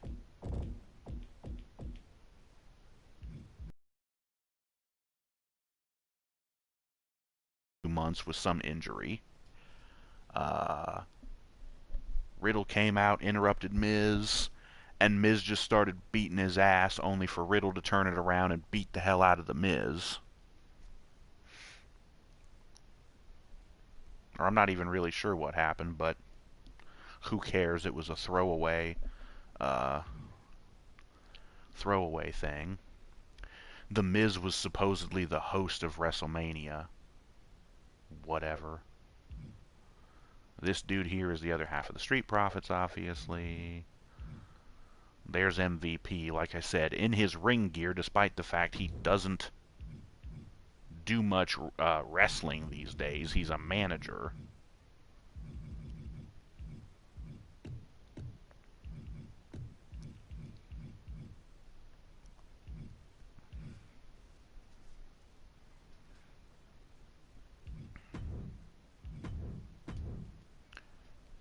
Like I said, they're trying really hard to reform the Hurt business. Natalia is still lingering around despite the fact that they never do shit with her, even though she's one of the most talented female wrestlers that they have on the roster right now. She's basically like, what would you call it? She like puts over the younger people, you know. She'll have a match with them, put them over, and make them look good. Mm. And then we get to this yummy little thing. Uh, she's in NXT. I think she's currently injured, but hopefully she'll be returning soon. And good lord, hopefully they're going to be bringing her up to the main roster soon because yum. Anyways, I don't want to focus on that too much. There's this Noam Dar dude. He's been in the frickin' cruiserweight division forever. Here's Omos, the Nigerian giant, they call him. And he's pretty big, but he fucking sucks. I think he may have had a squash match tonight despite getting his ass kicked by Brock Lesnar the other night at WrestleMania. He squashed... Who the fuck did he squash? Don't know. It doesn't matter. There's Otis. Oh, we need to change him to a face. Face.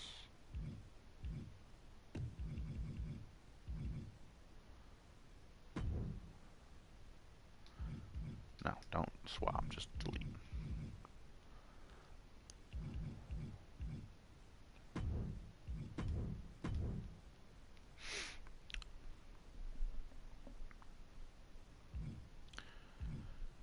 R-Truth is still in the company despite barely doing anything over the last several years. He was involved in the stupid 24/7 title division while that was going.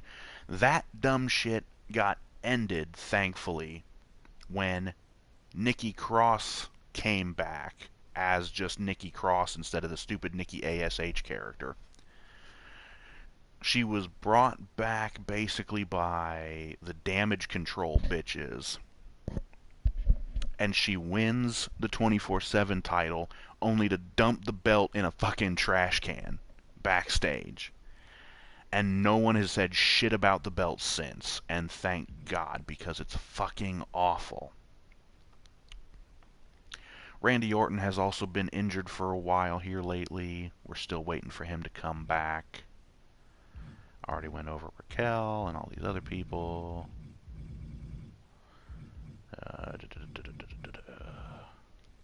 Maurice hasn't done a whole lot lately. She shows up every now and then when The Miz is doing something. Madcap Moss. Don't really think he's done much lately either.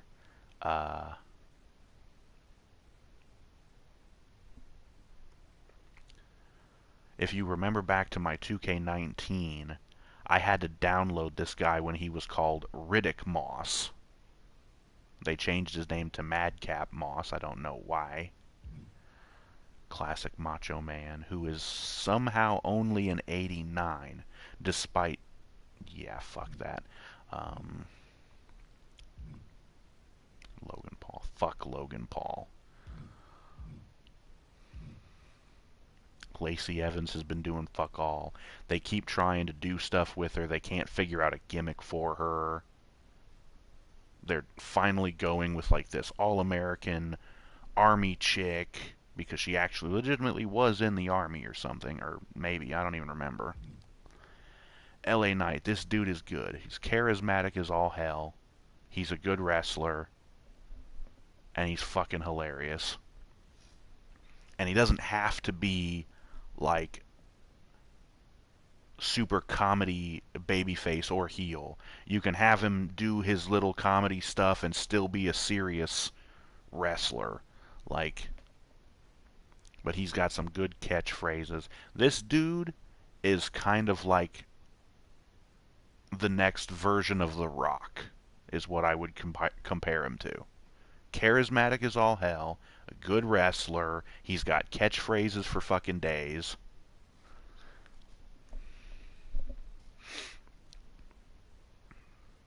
You don't know who he is, go on YouTube, look up L.A. Knight, or look up Eli Drake. Because that's what his name was on the indies. He was in TNA, Impact, whatever you want to call it. He was also in the NWA for a while. Kofi Kingston and Xavier Woods are still the New Day, although I think, well, the two of them and Big E are still the New Day. Big E's been injured with a serious neck injury for a while.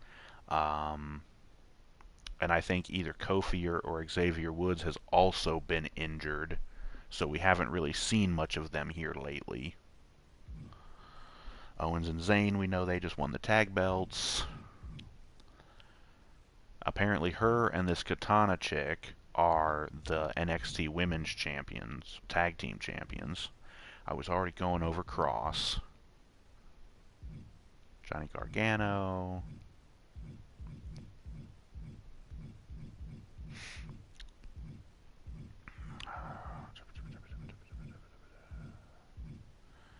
This Grayson Waller dude, I don't really know much about him. He had a feud with LA Knight in NXT. And then, like he said, he also had a feud here recently with Johnny Gargano. He seems to be a heel, so I don't know why he's marked as a face.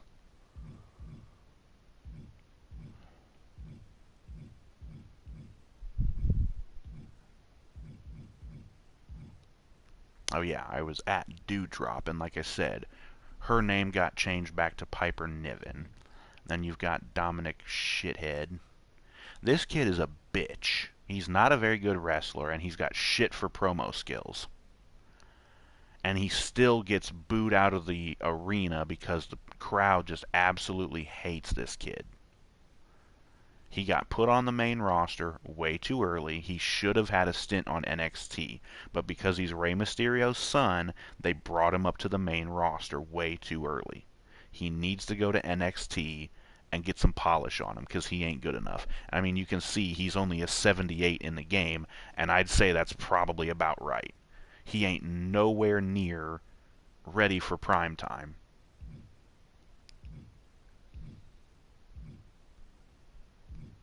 Although a lot of these ratings are probably way off. A lot of these people are way too high, and some people are way too low. See, I'd even say that Cody is a little bit too high. Cody's good. He's good, don't get me wrong. But 91? I don't know. And they have Roman Reigns set at a fucking 99. Which is way the fuck off. And Charlotte's way too high, because she's not that good. She's fucking way too overrated.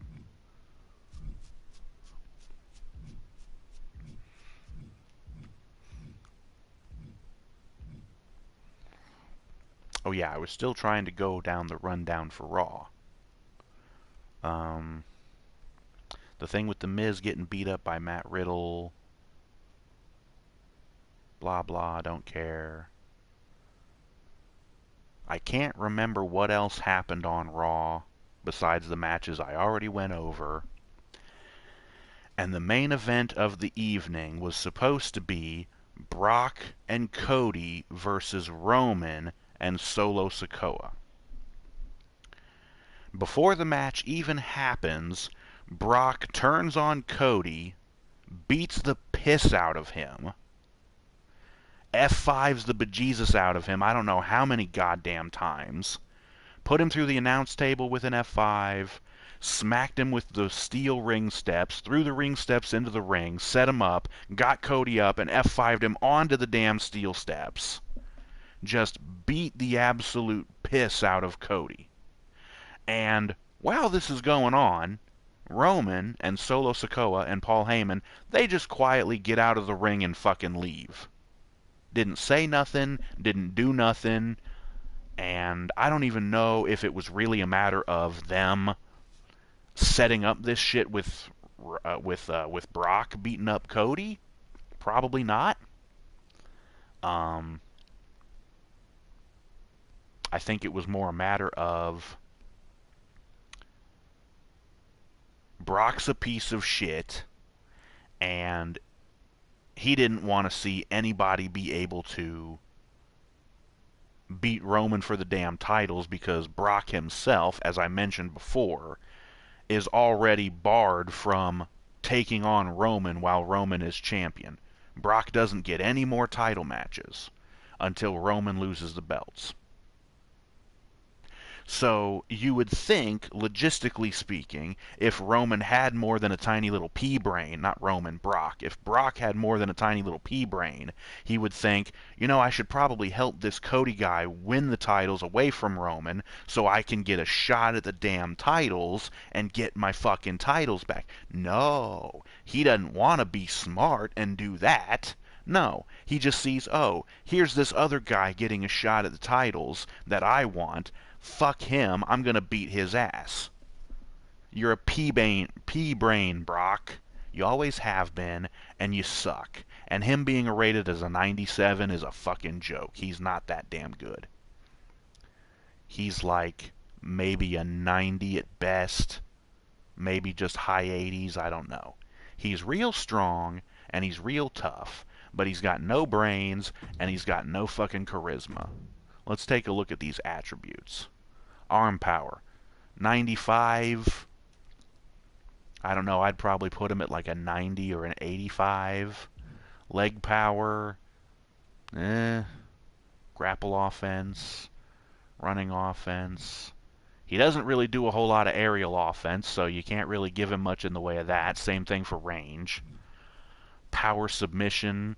He doesn't do submission moves very often, but I mean, he's a big, strong son of a bitch, so if he ever does lock one in on you, you're probably in trouble. Technical submission offense. Don't know about that, really. Strike reversals. I don't know if reversals is really all, he's really all that good at those. Brock's not the kind of guy who has a lot of defense, like reversals and stuff. He's just built like a tank so he can absorb all these shots and keep coming. So I don't know if he's all that good at reversals, but he's tough as nails so he can take the punishment and keep coming. Aerial reversal, I don't even think he would be able to counter aerial stuff all that well. Body durability. His arm durability and leg durability should actually probably be more durable than his body. Brock has one big glaring weakness. The guy came down with a case of diverticulitis and had to have part of his intestines removed. So his body isn't really all that durable. You punch him in the guts a few times. You punch him in the gut a few times. Goldberg proved this one year. They had a match, and Goldberg just ran through him with a spear a couple of times, and it absolutely wrecked Brock. But Brock's body durability shouldn't be all that high. So I'm going to say we put that down to like a 50. Arm durability, yeah. Leg, okay, yeah, fine. And I don't know if his defense on all these things should be all that high either. Pin escapes, yeah, okay. He's big and strong. He can push you off of him real easy. Strength. Stamina, I don't know that his stamina is really all that high either, and his agility should be even lower. Famously, Brock fucked up a shooting star press at WrestleMania one year, he was in a match against Kurt Angle, and he almost broke his own neck doing the shooting star press because he didn't jump far enough, and he basically headbutted Kurt in the ribs, and it almost broke his own neck. So he's not very agile, and he's not super fast either. Recovery, whatever. Special. The amount of special meter earned from attacks. Well, who really gives a shit?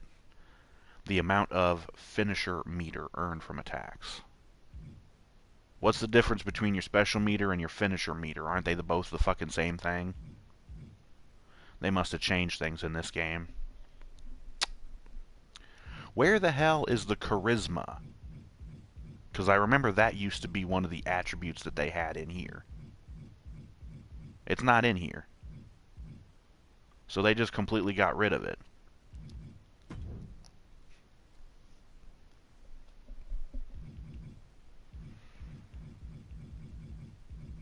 Well, he's a heel now.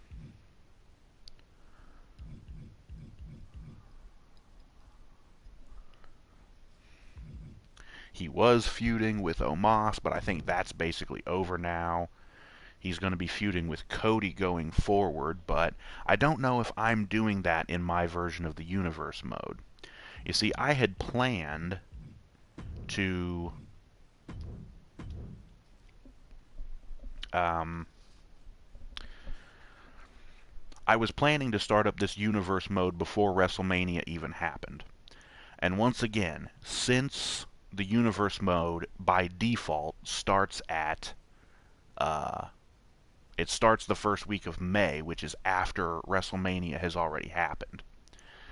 The storyline that I was going to go with was Cody won the belts from Roman at WrestleMania, and then Roman disappears for a month and doesn't come back until about the first week of May.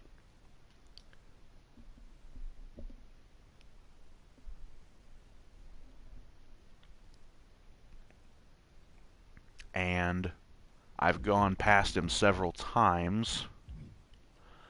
I've been working on this character, and I actually had him created in 2K19, and I had to remake him here in the new game.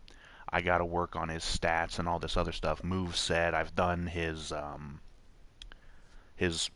basic appearance and entrance. Like I said, I need to get his stats up and everything. Like I said, this is a character that I've been working on for a while, just kind of thinking stuff up in my head.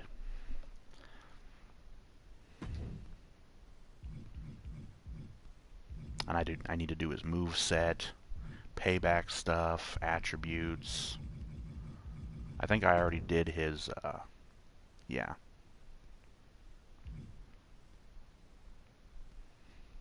I don't know, I might want to lower the respectfulness a little bit, I don't know.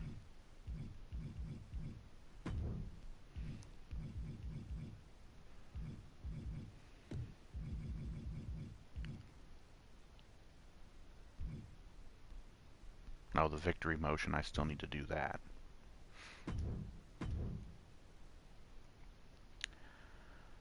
But this character, who you can see there, is called the Hound of Justice.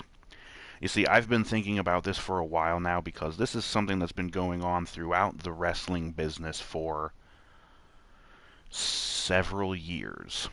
And it goes for more than just the WWE, it also applies to AEW, New Japan, which I haven't talked about much because I just don't really give much of a shit. The problem is there are too many damn heel factions in pro wrestling these days. You've got the Bloodline still going in the WWE. You have the Judgment Day also going in the WWE. You have the House of Black over in AEW.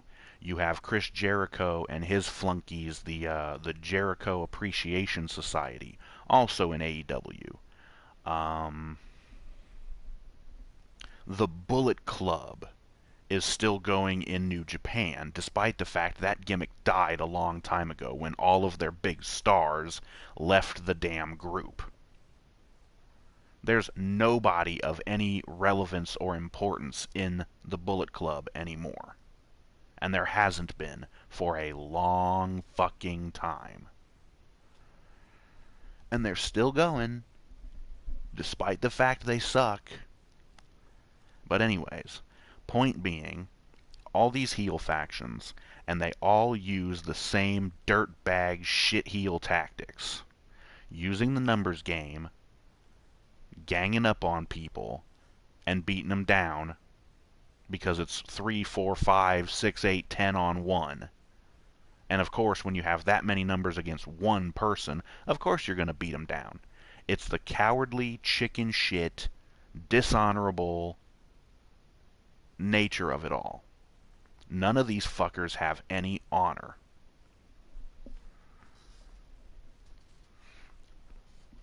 And it's mostly Roman and his shithead bloodline gimmick that's been going for way too fucking long. I think I may have mentioned it earlier, but Roman has not been able to win a single match without getting help from somebody. There was they call them premium live events now in the WWE, what they used to call pay-per-views. But there was a premium live event that they had over in Wales, which was called Clash at the Castle. And that was when Drew McIntyre got his last shot at Roman Reigns for the big titles. And that was the debut of Solo Sikoa, who came up from NXT. Solo Sikoa is the brother of Jimmy and Jay the Usos, and Jimmy J and Solo are all cousins of Roman. They're all part of that big Samoan family, which includes The Rock, which includes Rikishi and Umaga and all these other Samoan people. I think Jimmy Snuka may have been part of the family, possibly, I'm not sure. But of course, The Rock's dad, Rocky Johnson, was also part of the family. He married into it, and that's why The Rock was part of it.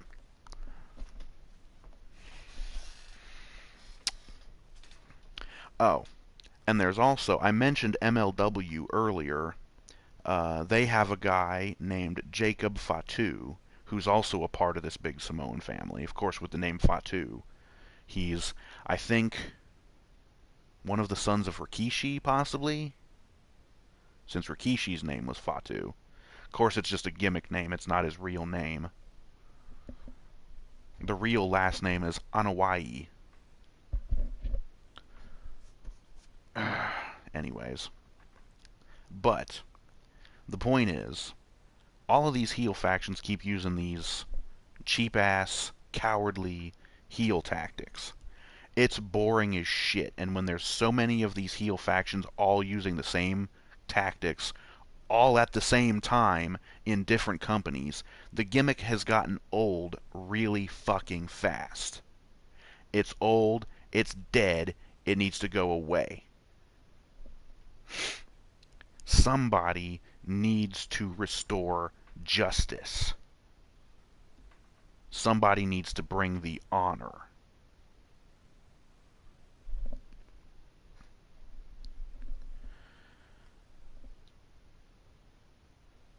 The Hound of Justice is such a man. This man is...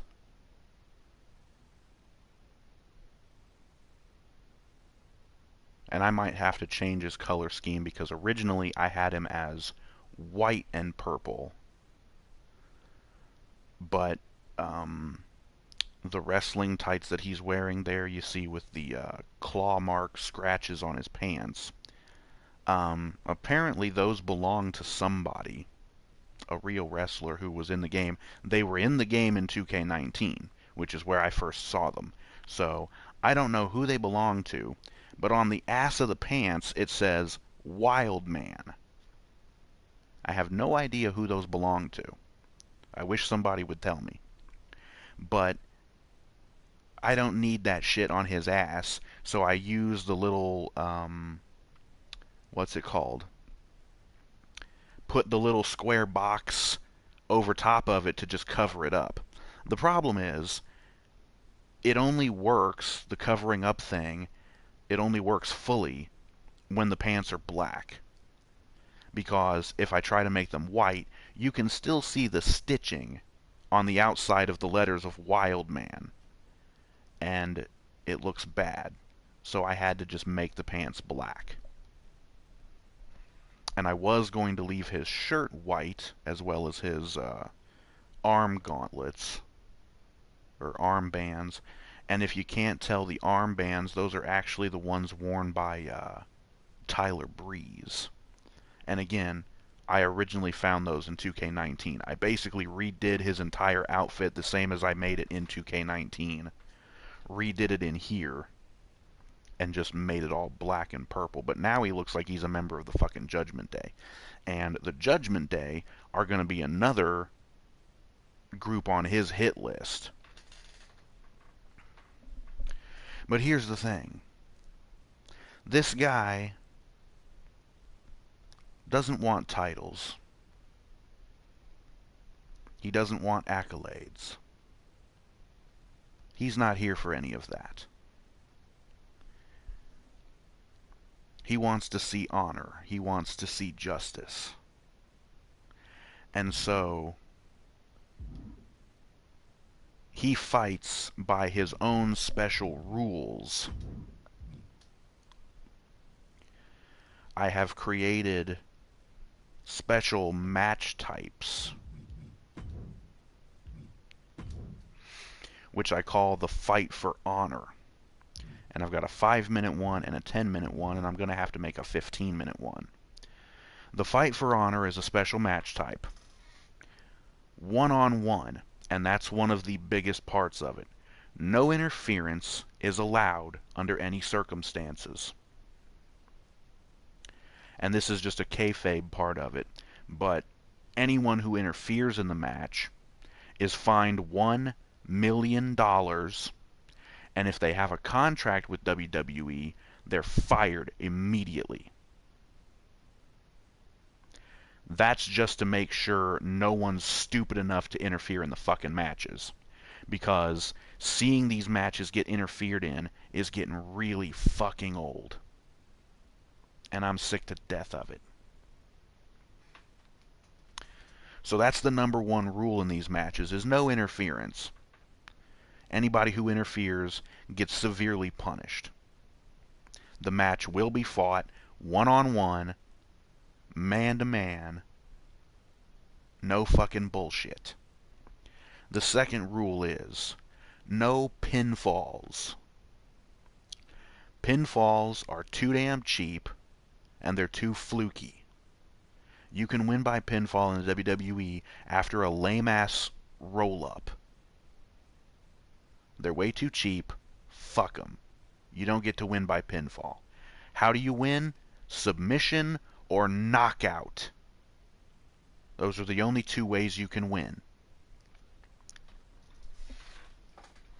You have to make your opponent submit, or you have to beat them so bad they cannot get to their feet to answer a 10 count. That's how you win. Disqualifications are still in effect because, again, fighting for honor, you need to not use weapons or cheap, dirty tactics like low blows or anything like that. So you can still get disqualified. And rope breaks are still in effect for the submissions. There's no ring out count, so you can brawl around the ring as much as you want, but again, you can't use weapons or you get disqualified. And then, of course, there's the time limit. 5:10, and we're going to make a 15-minute, excuse me, one-on-one. I was almost thinking about making it a Hell in a Cell match, but that would be just too much because these matches are going to be happening way too often. So we're going to go with normal. Submission only, no 2 out of 3 falls, no Iron Man. KO's on. DQ's on. Rope break, automatic. I don't know. Rope breaks are still on. Ring out, no count. Time limit, 15 minutes. No entrance runs-ins, no run-ins at all. Finishers, normal. Default health, normal. The weapons don't matter because you will get DQ'd for using them. But we'll say chair, kendo stick, baseball bat, sledgehammer, stop sign. Or no, wait, I didn't have the sledgehammer. I had a fucking table, stop sign, and a or a hockey stick. They don't matter anyways. Name.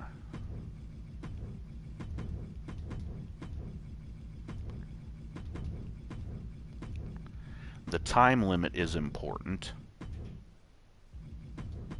because in kayfabe, you're not going to beat this guy. You can't.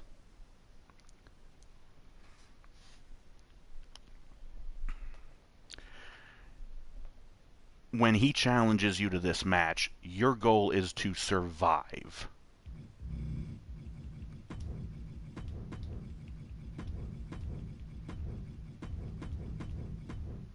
If you can survive, you may be worthy of honor or dignity or respect or whatever. But if he beats you, if you get knocked out, or if you get submitted at any time during the match, you lose, and that means you suck. And that means you are not worthy, you are not a good champion, you are not as good as you say you are or as good as you think you are.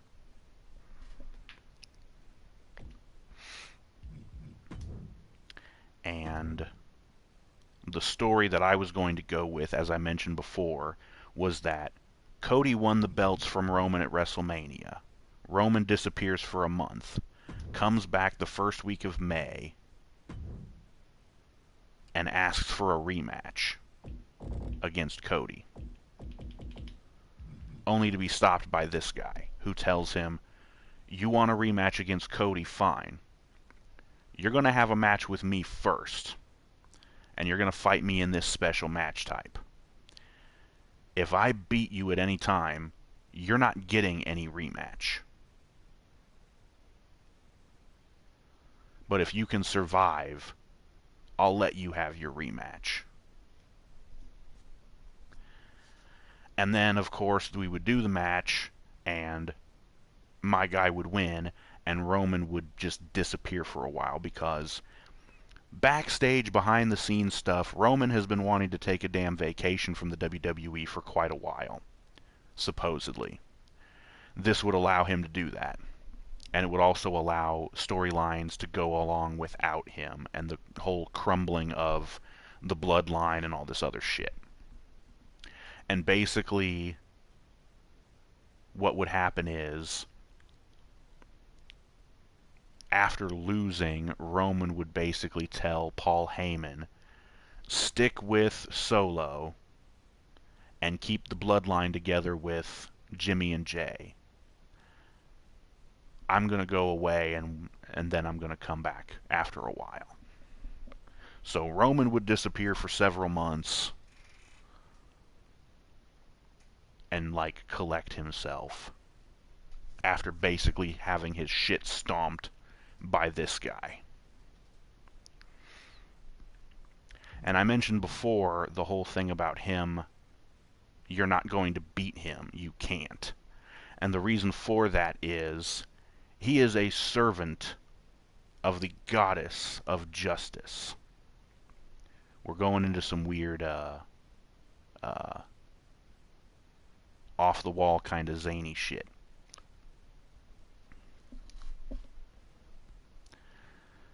So basically, this guy has been trained by a god to be like the perfect wrestler. and he also knows several other forms of combat, like different martial arts. And I'm going to have that in his move set, that he's going to have these different martial arts moves. And when the match starts, he will just come at you with the rage of a beast and just slaughter you with this just onslaught of all these martial arts moves and big power moves. And the other part to his character is that he is basically the new Undertaker. Since the Undertaker just retired, the WWE needs a new phenom. And Bray Wyatt, you'll notice, isn't even in the damn game. Not really sure why he's not in the game, but he's not in the damn game. There's no Bray Wyatt, there's no Fiend, although the stuff you need to create them is in the game. The entrance animations are there, although the music isn't, I don't think. I don't care. Once again, my stance on Bray Wyatt is already quite clear. I told you guys this a long time back with 2K19 and every other WWE game I played. And back in the day when I was doing the Wrestling Rant, way back when I was doing that, I don't give a fuck about Bray Wyatt. I think he's a piece of crap. He's lame. He's overrated.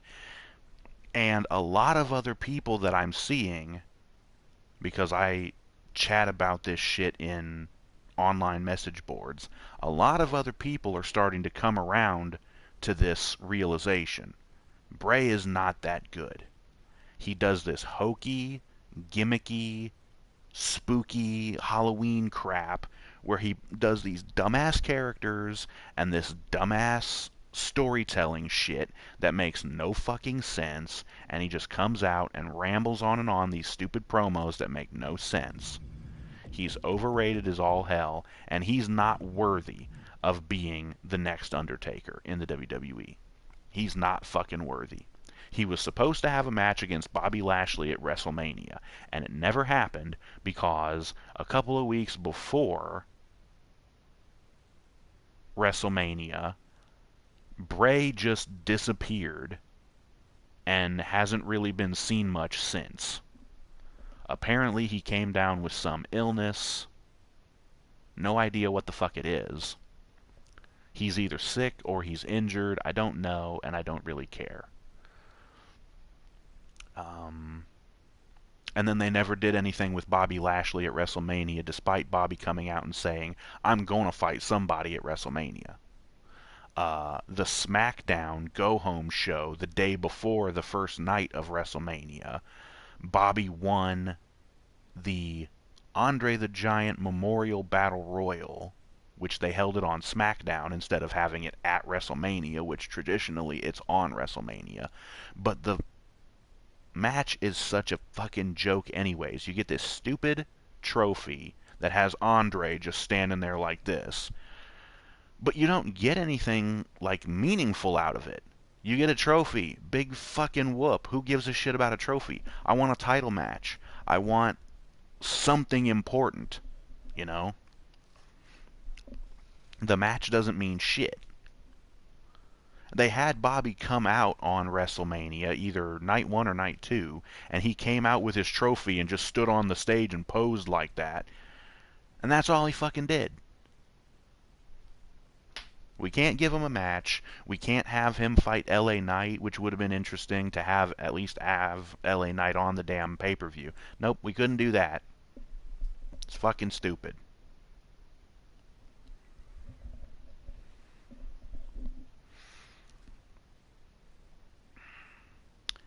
So yeah. The big storyline of my universe mode is going to be this guy challenging people to this fight with honor match, and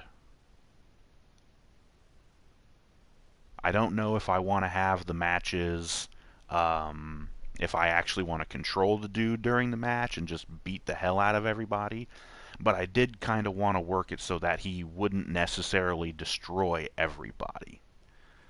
He was going to destroy Roman because Roman is basically nothing without his bloodline. If he doesn't have anybody helping him in the match, he's fucked. It's the only reason he beat Cody at WrestleMania in the real world. It's the only reason he beat Drew McIntyre at Clash at the Castle. It's the only reason he beat Brock Lesnar at SummerSlam. Take you way back to SummerSlam, and I think it was 2022 SummerSlam, so that would have been, what, August of last year. They have a match at SummerSlam. I think it was a last man standing match. It took Roman, both of the Usos.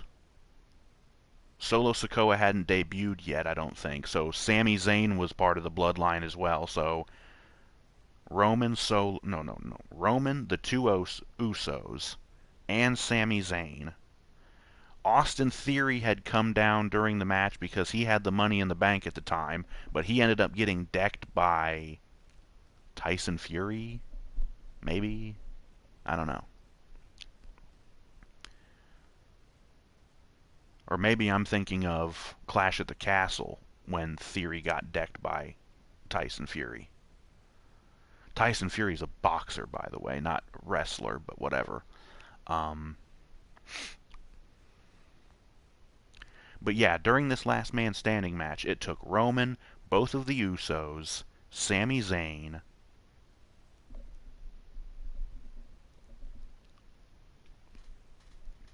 they had to put Brock through the announce tables. Brock had gotten a damn tractor. He brought a damn tractor to the ring with him when he made his entrance. Since Brock lives on a fucking farm, he brought this tractor, which he then used to uplift the fucking ring, knocking Roman over, and he fell out of the damn ring. And after all that, Brock still lost, because, again, between Roman, the Usos, Sami Zayn, and whoever the hell else they had, they beat down Brock, put him through both announce tables, and then buried him in the fucking rubble of said announce tables, just so that the damn referee could count to 10 and count Brock out for the last man standing match. So it basically took a fucking army to keep Brock down for the 10 count, just so Roman could win. And I'm like, that's how you know you are a worthless fucking paper champion, when they have to go to those lengths to protect your sorry ass.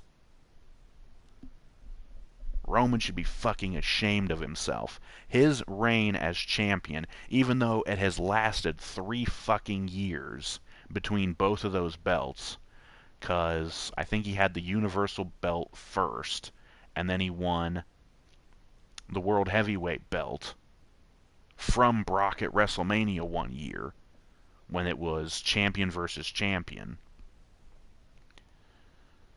So even though Roman has held the belts basically about 3 years, and it's getting close to 1,000 days, which will make him a longer reigning champion than Bruno Sammartino, because apparently Bruno held the title about 1,000 days or something like that. I don't know exactly.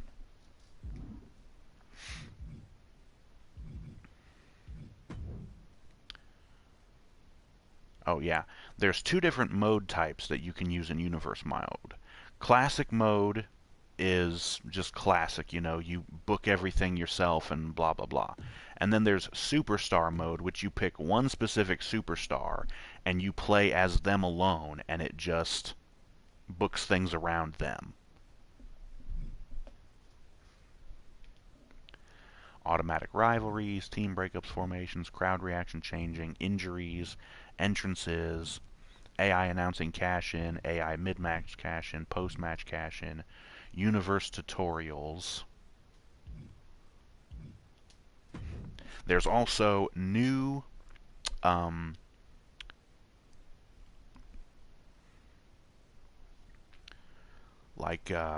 new features to the universe mode for rivalries. You can actually control or trigger different things to happen in these rivalries, which is one of the reasons why I bought the damn game, because that was one of the things I was kind of crying out for in 2K19, because they were not there in 2K19.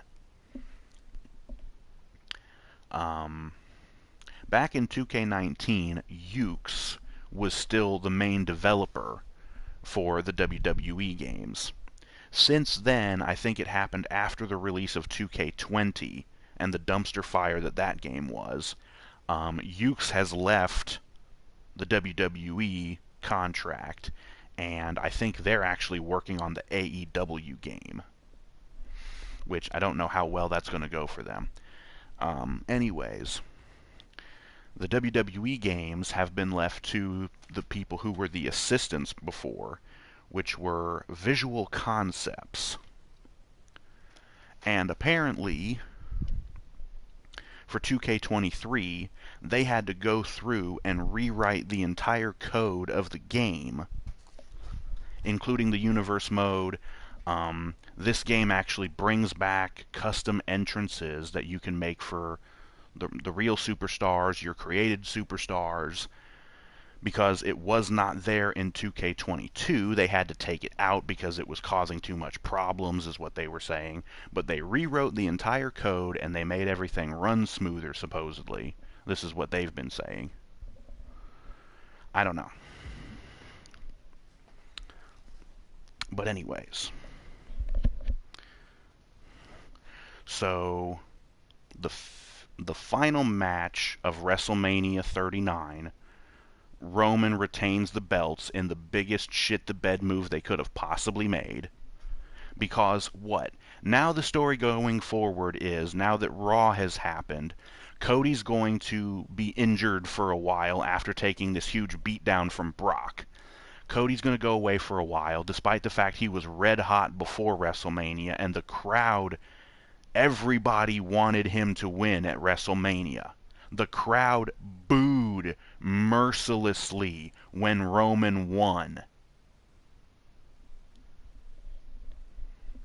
And Roman even got booed when, here over the last several weeks, he still gets cheers. He comes out and does his little "acknowledge me" every week, and the crowd cheers, and they all put their fingers up, because that's the bloodline thing, is you put your finger up. We the ones. We have these stupid catchphrases that fucking suck. For the last several weeks, people have been cheering for this. And they all put their fingers up and they acknowledge Roman as the tribal chief, the head of the table.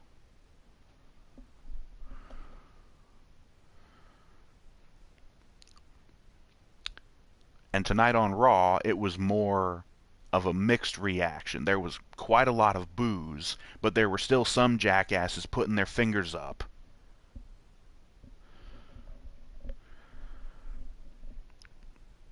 Because they fucking ruined the storyline.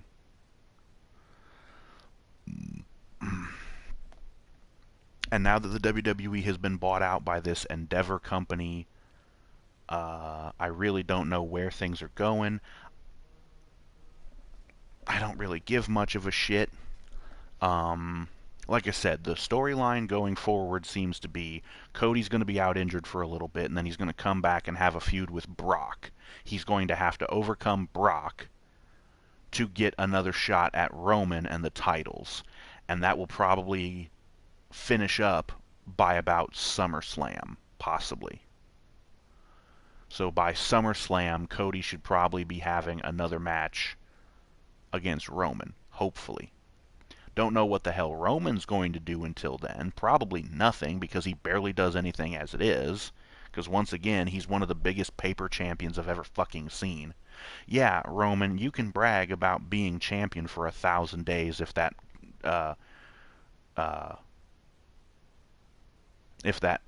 monument or whatever the fuck happens. Backstage, apparently they want him to reach the 1,000 days because they want this big thing for Roman, like it fucking matters. It's all fake, you assholes. Who cares if he beats somebody's record? Some records aren't meant to be broken. Do you really think that Roman Reigns is a better wrestler than Bruno Sammartino? Because he fucking isn't.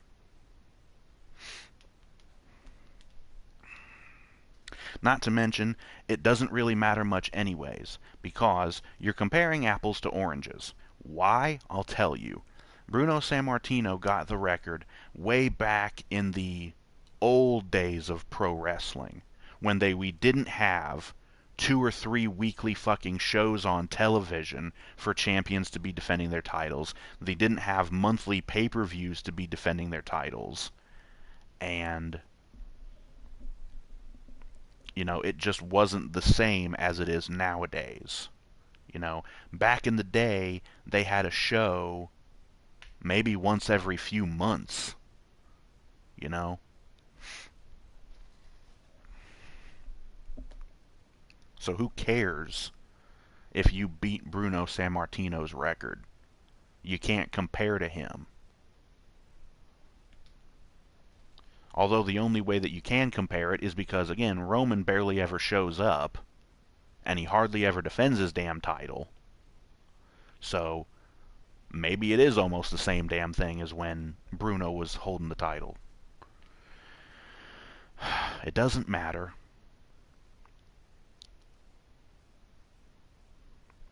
And I probably will not be watching Monday Night Raw anymore because I've got so many other things that I need to be focusing on, because I have my own life to get together.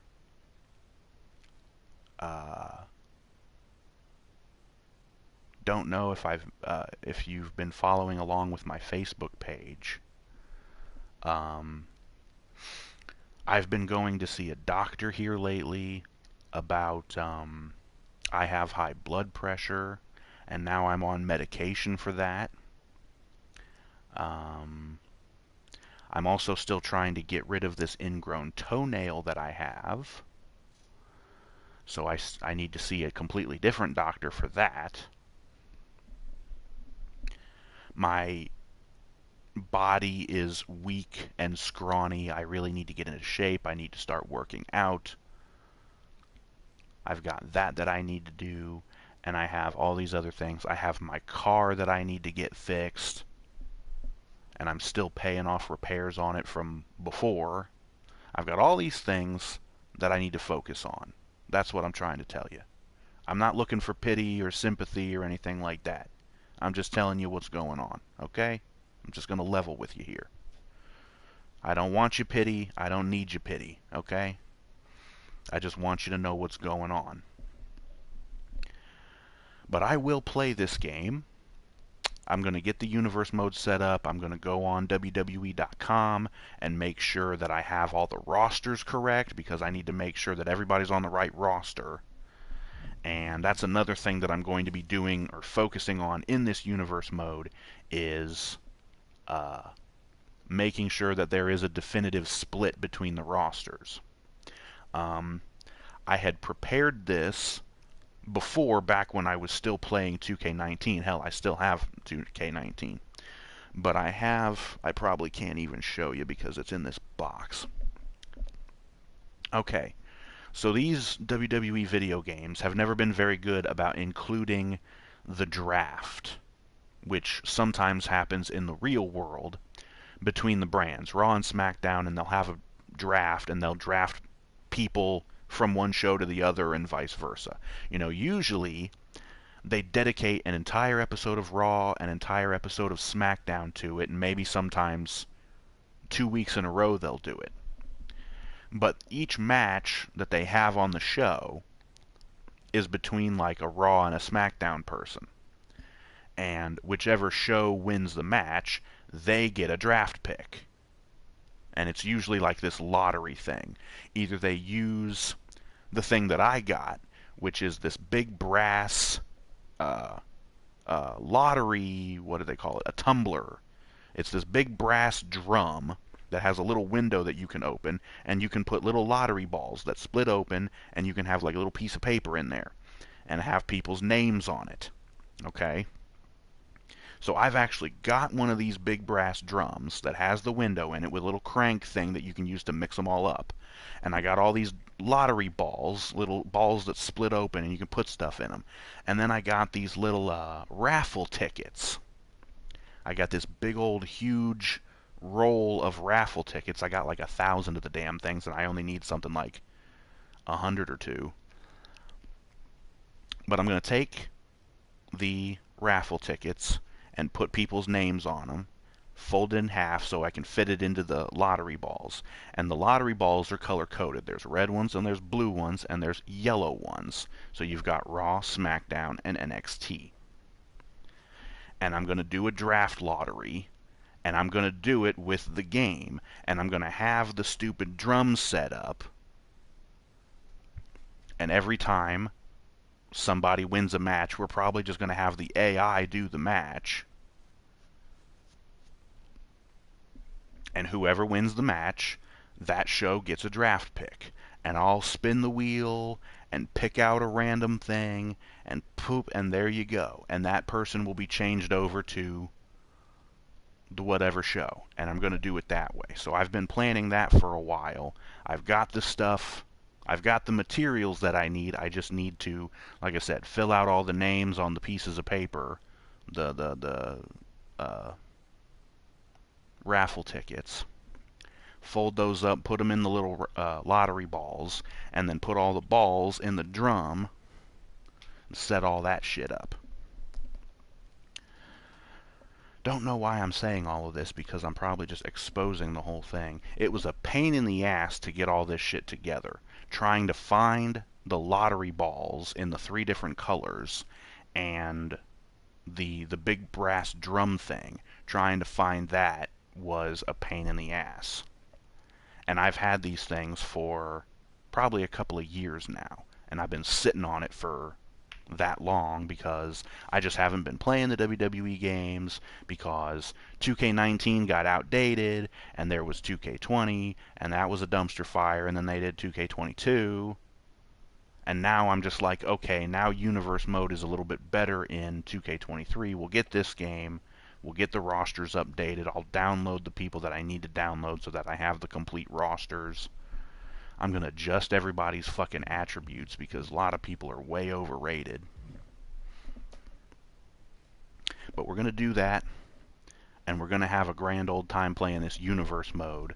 And I'm probably going to have to go through the damn My Rise mode to unlock a bunch of shit that should have been unlocked with the Supercharger thingy, but it doesn't because the cocksuckers who make the game want you to play the stupid My Rise mode and possibly the My Faction mode, which I have no interest in whatsoever. This is stupid. Just fucking stupid. Anyways, I went over WrestleMania. I went over tonight's episode of Raw. Tonight's episode of Raw sucked. Nobody got called up from NXT, despite Braun Breaker being ready to go. They brought back Matt Riddle for no reason, because the last I heard, they were done with him anyways, and they were getting ready to fire him. So, I really don't know why they brought him back. I don't know. Like I said, the storyline seems to be Cody going forward, feuding with Brock as a roadblock before he can get another shot at Roman. And then he'll possibly get another shot at Roman by about SummerSlam or something like that. But by then, the iron will have cooled off, and the moment will just not be as good as it would have been if Cody had just won the damn belts from Roman at WrestleMania. They completely and utterly shit the bed with that decision. Triple H is a lousy booker, and I already knew that because he's been a fucking scumbag his entire career. I don't give a shit about this company anymore. I've been wasting my time on Mondays watching this shit. I wasted my fucking Sunday when I could have been doing other shit. I wasted my Sunday watching the Cultaholic live reactions to the damn pay-per-view just so I could know what happened. because I'm not actually going to watch the fucking pay-per-view and spend my own money watching the damn pay-per-view. That's not going to happen. So I'll just watch them live stream. They didn't actually stream the show. It was just their own reactions as they watched it live. So nothing illegal going on. And plus, if nothing else, I could have just looked up the results on NoDQ.com because that's usually where I get my results. Anyways, I think we're about done here. So, thank you all for watching. I hope you have enjoyed the last 2 or 3 fucking hours of me bitching and complaining about a fake wrestling show that I am no longer going to be wasting my fucking time with. Like I said, I've got so many other things that I need to focus on and worry about. I ain't got time for wrestling. And wrestling ain't worthy of me to fucking waste my time over it. I got better shit to do. I got much better shit to do. Much more important shit to do. And I need to get to it. But anyways, like I said, I hope you enjoyed this. Join us next time for more. Next time I play this game will be, I don't know, I may end up streaming the My Rise mode just so I can unlock all of the other things. Excuse me. I may stream that, or I might just go straight into doing the universe mode. I don't know. But we ain't going to be bitching about Raw or any pay-per-views anymore, because I'm not going to be watching them. Oh, and it won't be SmackDown either. I work Friday nights. I can't watch SmackDown, so all I can do is get results from NoDQ.com. So that's not going to happen. Hope you enjoyed this little special edition of the Wrestling Rant. You know, for a while there, I was actually considering bringing the Wrestling Rant back full time so I could watch AEW. But that's not going to happen because their main show is on Wednesday, which I also work Wednesday nights, so that's just not going to happen. And in the 3 years or so that AEW has been operating, they have basically just shown themselves to be a fucking clown show, and I don't really want anything to do with it.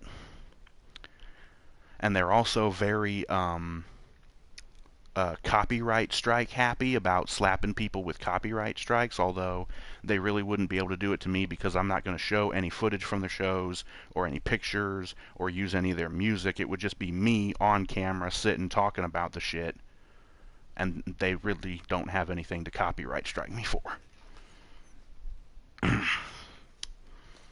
Speaking of copyright strikes, I'm probably going to be starting up an account on a different platform, which is very similar to YouTube. This platform is called Rumble. I'm going to be going there sometime soon, and I don't know if I'm going to be able to stream to Rumble from my PS4. Probably not. So I'll probably still be on YouTube. But I'm going to be spreading my content across different platforms. I may also start streaming on Twitch. That might happen. But we'll see. But anyways, this is the end of the stream. So once again, I hope you have enjoyed this. Join us next time for more. Check out my Facebook page, please. Join up with the Facebook page. The link is on the main YouTube channel page. You can find the link to my Facebook page. Like us on Facebook. Leave a comment down below. You know, all this YouTuber crap. Leave a comment. Subscribe to the YouTube channel. Like the Facebook page. Leave a comment. Whatever. But I hope you've enjoyed this. Thank you for watching, and join us next time for more. As always, I will be seeing you later, but thank you all, and good night.